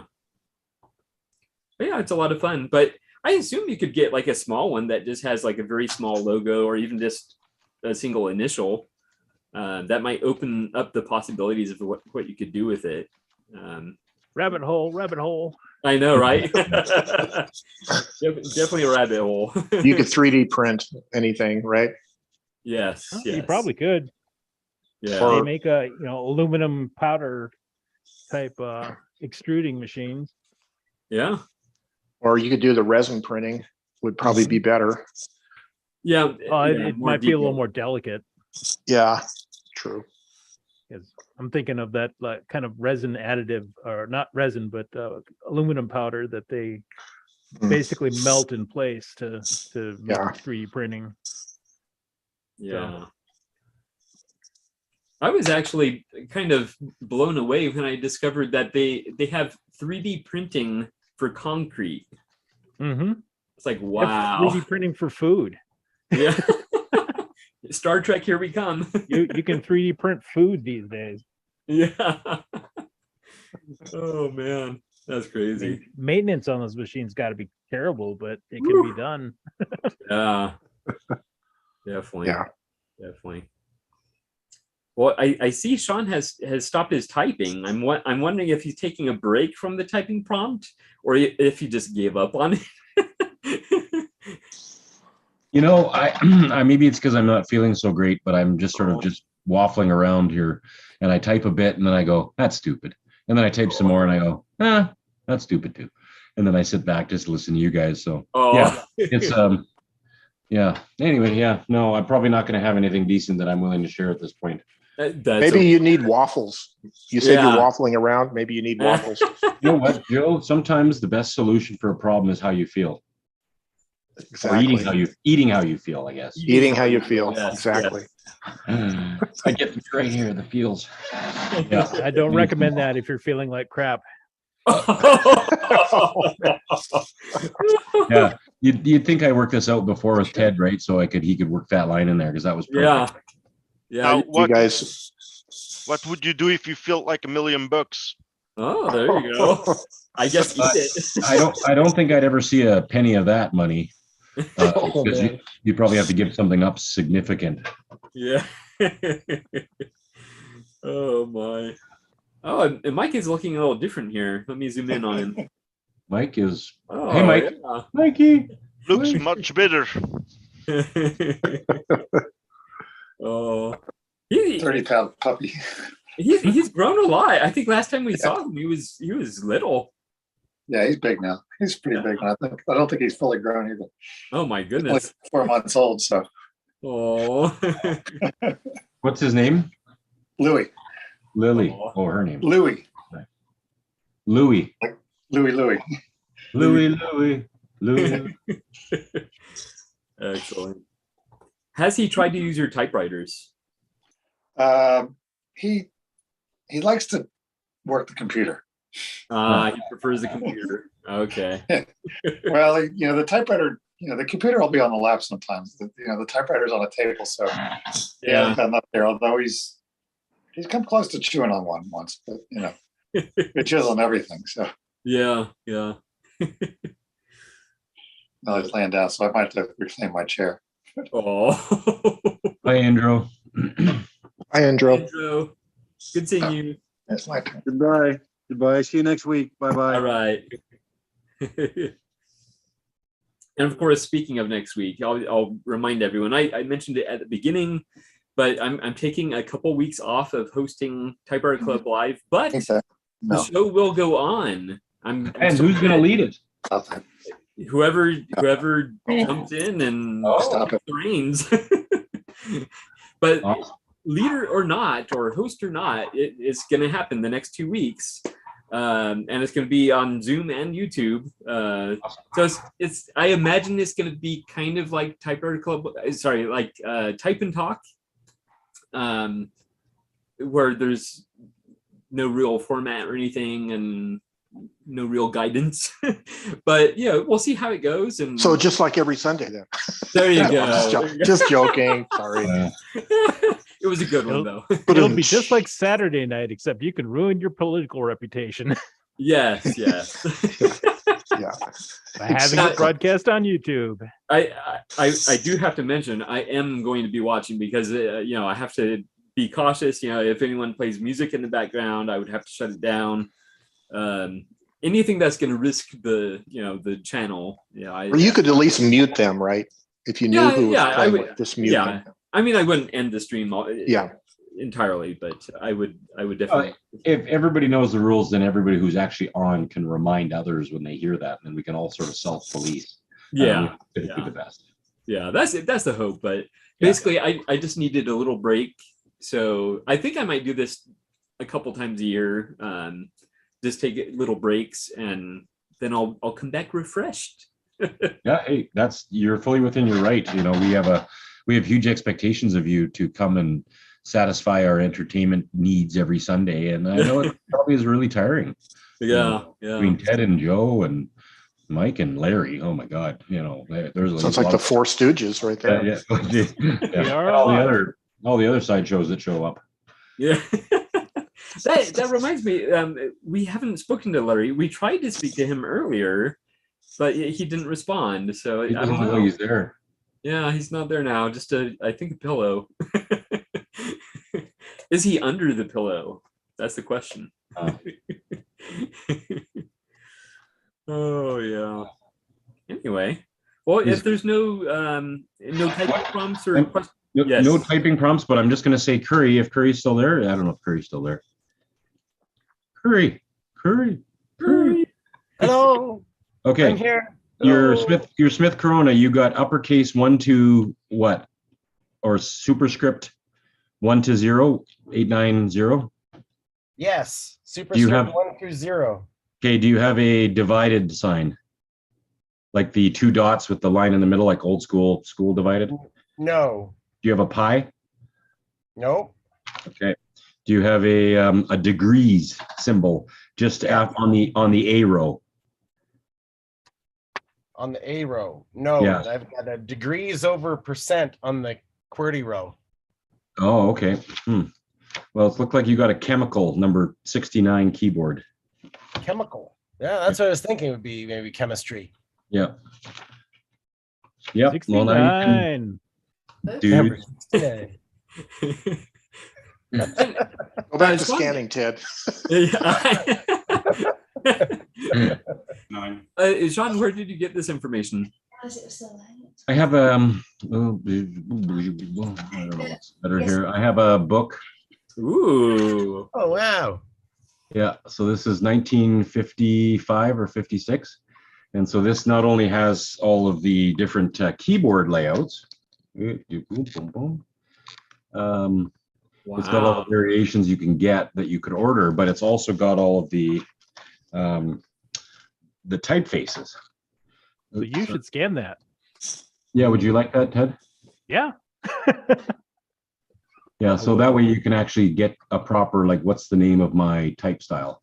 And then what's the keyboard and all that. And they, even all the way to, like, this is 1956, and they got a Thai keyboard. Canadian is a specific keyboard. Korean, French Canadian, Dvorak. There was a Dvorak keyboard. Obviously, there has been a Dvorak for a long time, but it's in here. Teletype with weather symbols. Like, getting a book like this makes you want to find some of these typewriters that had keyboard. I mean, where are you going to find a weather teletype typewriter? Like, pooh, that'd be awesome. Wow. You wouldn't be able to use it that much because you would find it in the cloud. Yeah. You get a lot of arrows like this, right? Pointing where winds are going. So you'd be able to write a letter with pointing back to other words that you've written. Oh, man. Anyway, Yeah, definitely scan that and send it to Ted. Yeah, I will. Very cool. Yeah, thanks, Sean. Thanks for looking that up. Yeah, no problem. Nerdy stuff. Sean is a very handy man to have around. Well, you know, between all of us here, we all have the full world, right? We all got little pieces of that. And much like a typewriter, you never get the perfect typewriter or the perfect technology. There's always something that's got a better piece or aspect or all that. And that's just like us. That's why it's important to bring everybody together in community. And we can all put our nerd stuff together and solve every problem. In the world. Exactly. Yeah, like Ted's getting. I'm pinching my head. Pinching your head. Anyway, I'm sorry I have to go because I got to go to sleep. Okay, yes, get some rest, and I hope you feel better. Thank you. We will see you guys later. Yeah, thank you so much. Well, Princess. Hi, Sean. Hey, thanks, Ted. See you. If Ted calls you a princess, you just accept it, you know? He's calling you a typewriter, actually. Yeah. There you go. See, that's one of the things I love about the typewriter community is we can like make these connections, like the one we just saw between Sean and Curry. You know, Sean was able to give Curry information about the typewriter, and that's awesome. So I love that. Yeah, indeed. And Brian, Bob, how are you? Good. Can you hear me? Yeah, I just popped on. It's bloody hot out here today. Oh. I was driving around running some errands, and I avoided going to a flea market today, but then I went to an antique store. And where is it? You're about to show us something. I came across this Facet Swedish typewriter. Yes. Faucet, yes. Pads with a guide and everything. Wow. It's got interest. I don't know what that typeface is called. Cubic, yeah, or Cubic? senatorial sometimes it's called. Depends on who's putting it on their machines. Looks like it's from about 1966, from what I can tell. But came with a case, some stationery. Nice. From, I'm sure, defunct real estate company. And nice. but they were firm, $25. Oh, the 25. Wow. That's firm. great. Put it right on there. But right in another room, there was a Skywriter, which the case was all rusty. The thing was rusty, and they're tin cans anyway. But somebody wanted 150 for it. I offered them 25, but they said the vendor wasn't going to come down. Oh. Yeah, it was rusty in the case, but wow. Vendor's going to be keeping that one. Yeah. Yeah, I said, how long has that been there? Yeah. Then I was at a thrift store and I found a metal, not in the best condition, typewriter table with the folding, the flaps. Not a nice, like the metal with the fold down flaps for $10. Cost me as much for a bottle of spray paint to clean it up. But yeah, so I'm just still trying to type some stories and things, and cranked out something yesterday, about a page. So. Okay. Yeah. But how's the weather in California? It's supposed to be 103 degrees today, so yeah. Well, my wife. Of course, it's a dry heat here, so yeah. I've never been to California, but my wife took our kids there. Not that young, a month or so ago, and she said she couldn't believe the dry heat, because here it's about 90, and that's oppressive. Even 85. Yeah. But it's summer. Yep. Yeah. I remember when I was a kid, my parents divorced when I was very young. So we would spend the summers with my dad in Illinois, and we would fly back to Southern California to live with my mom. So I remember very distinctly what it was like flying from Illinois back to California and getting off the airplane and feeling that super, super dry heat is like, whoo, it just stings your skin. Well, I always, when you watch TV shows and everything's set in LA, I say, how can they be wearing windbreakers and sweaters in the summertime? Yeah. Humidity is, that's what we get. Yep. Yeah. Try wool suits in the 40s. Oh my. Yeah. Well, I used to do a lot of British World War II reenacting, and everything is wool. Oh yeah. Oh, that had to be fun. Oh yeah, people say hot in that. Yeah. Wow. I don't know how people back in the old days didn't pass out more. Yeah. They were conditioned to a different temperature. I mean, that's just the way it is. Yeah. It get heat adjusted. But this little machine, the carriage lock was on, and it took a while to figure out how to get it going. But I just changed the ribbon. I think I got to oil the ribbon vibrator a little bit. Seems to be working pretty well straight out of the box. Excellent. That's great. So. Yeah, that's a nice looking typewriter. It's blue, of course, so I like blue. It's light blue. I've never had one of this brand or really even seen any. But, yeah, you don't see those often here. That's for sure. Yeah, and it came with the the brochure. Oh. Happy Swedish people. Yeah. Yeah, and even talked about the Swedish housewife making her meatballs and using the typewriter. Yeah. So Oh, that is good. Yeah. And then The Swedish bunch. Swedish bunch. yeah, doesn't have the Swedish characters. Oh, okay. Okay. Although I think I have an old 30s typewriter somewhere that does. Yeah. Excellent. Yeah, that's a great find. Yeah. Especially at that price. My goodness. Oh yeah, yeah. 'Cause this is a shop I've been to before, and somebody had a Royal, I guess like a KMM, the big desktop from I'd say late 40s, painted orange-ish, and not well painted. You could see where they sprayed some of the type bars underneath. It was, I think it was, they had $475 on it or something like that. Woo. Oh my goodness. Yeah, a lot of these people just have it in their heads that, ooh, this is like gold. Yeah. Oh man. Yeah, pretty crazy. Yeah, but yeah, so that's it's my Sunday so far. Okay, excellent. And I did notice you're writing on a letterhead. Did you want to talk about the letterhead? That was with the typewriter. Oh, that was with the typewriter. Okay. Yeah, there was a bunch of letterhead in there. 9 Partners is one of the real estate. I don't think that exists, but that's a patent around here from England back in the 1700s. So it's, but there was a bunch of blank ones in the case. So. Oh, okay, okay. Somebody had written something on the back of this, talking about how good facet typewriters are. Excellent. So, yeah.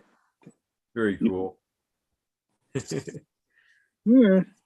And anything else new with you? Nothing much. Okay. I'm gonna try to spray paint that typewriter table and hide it amongst my other stuff somewhere.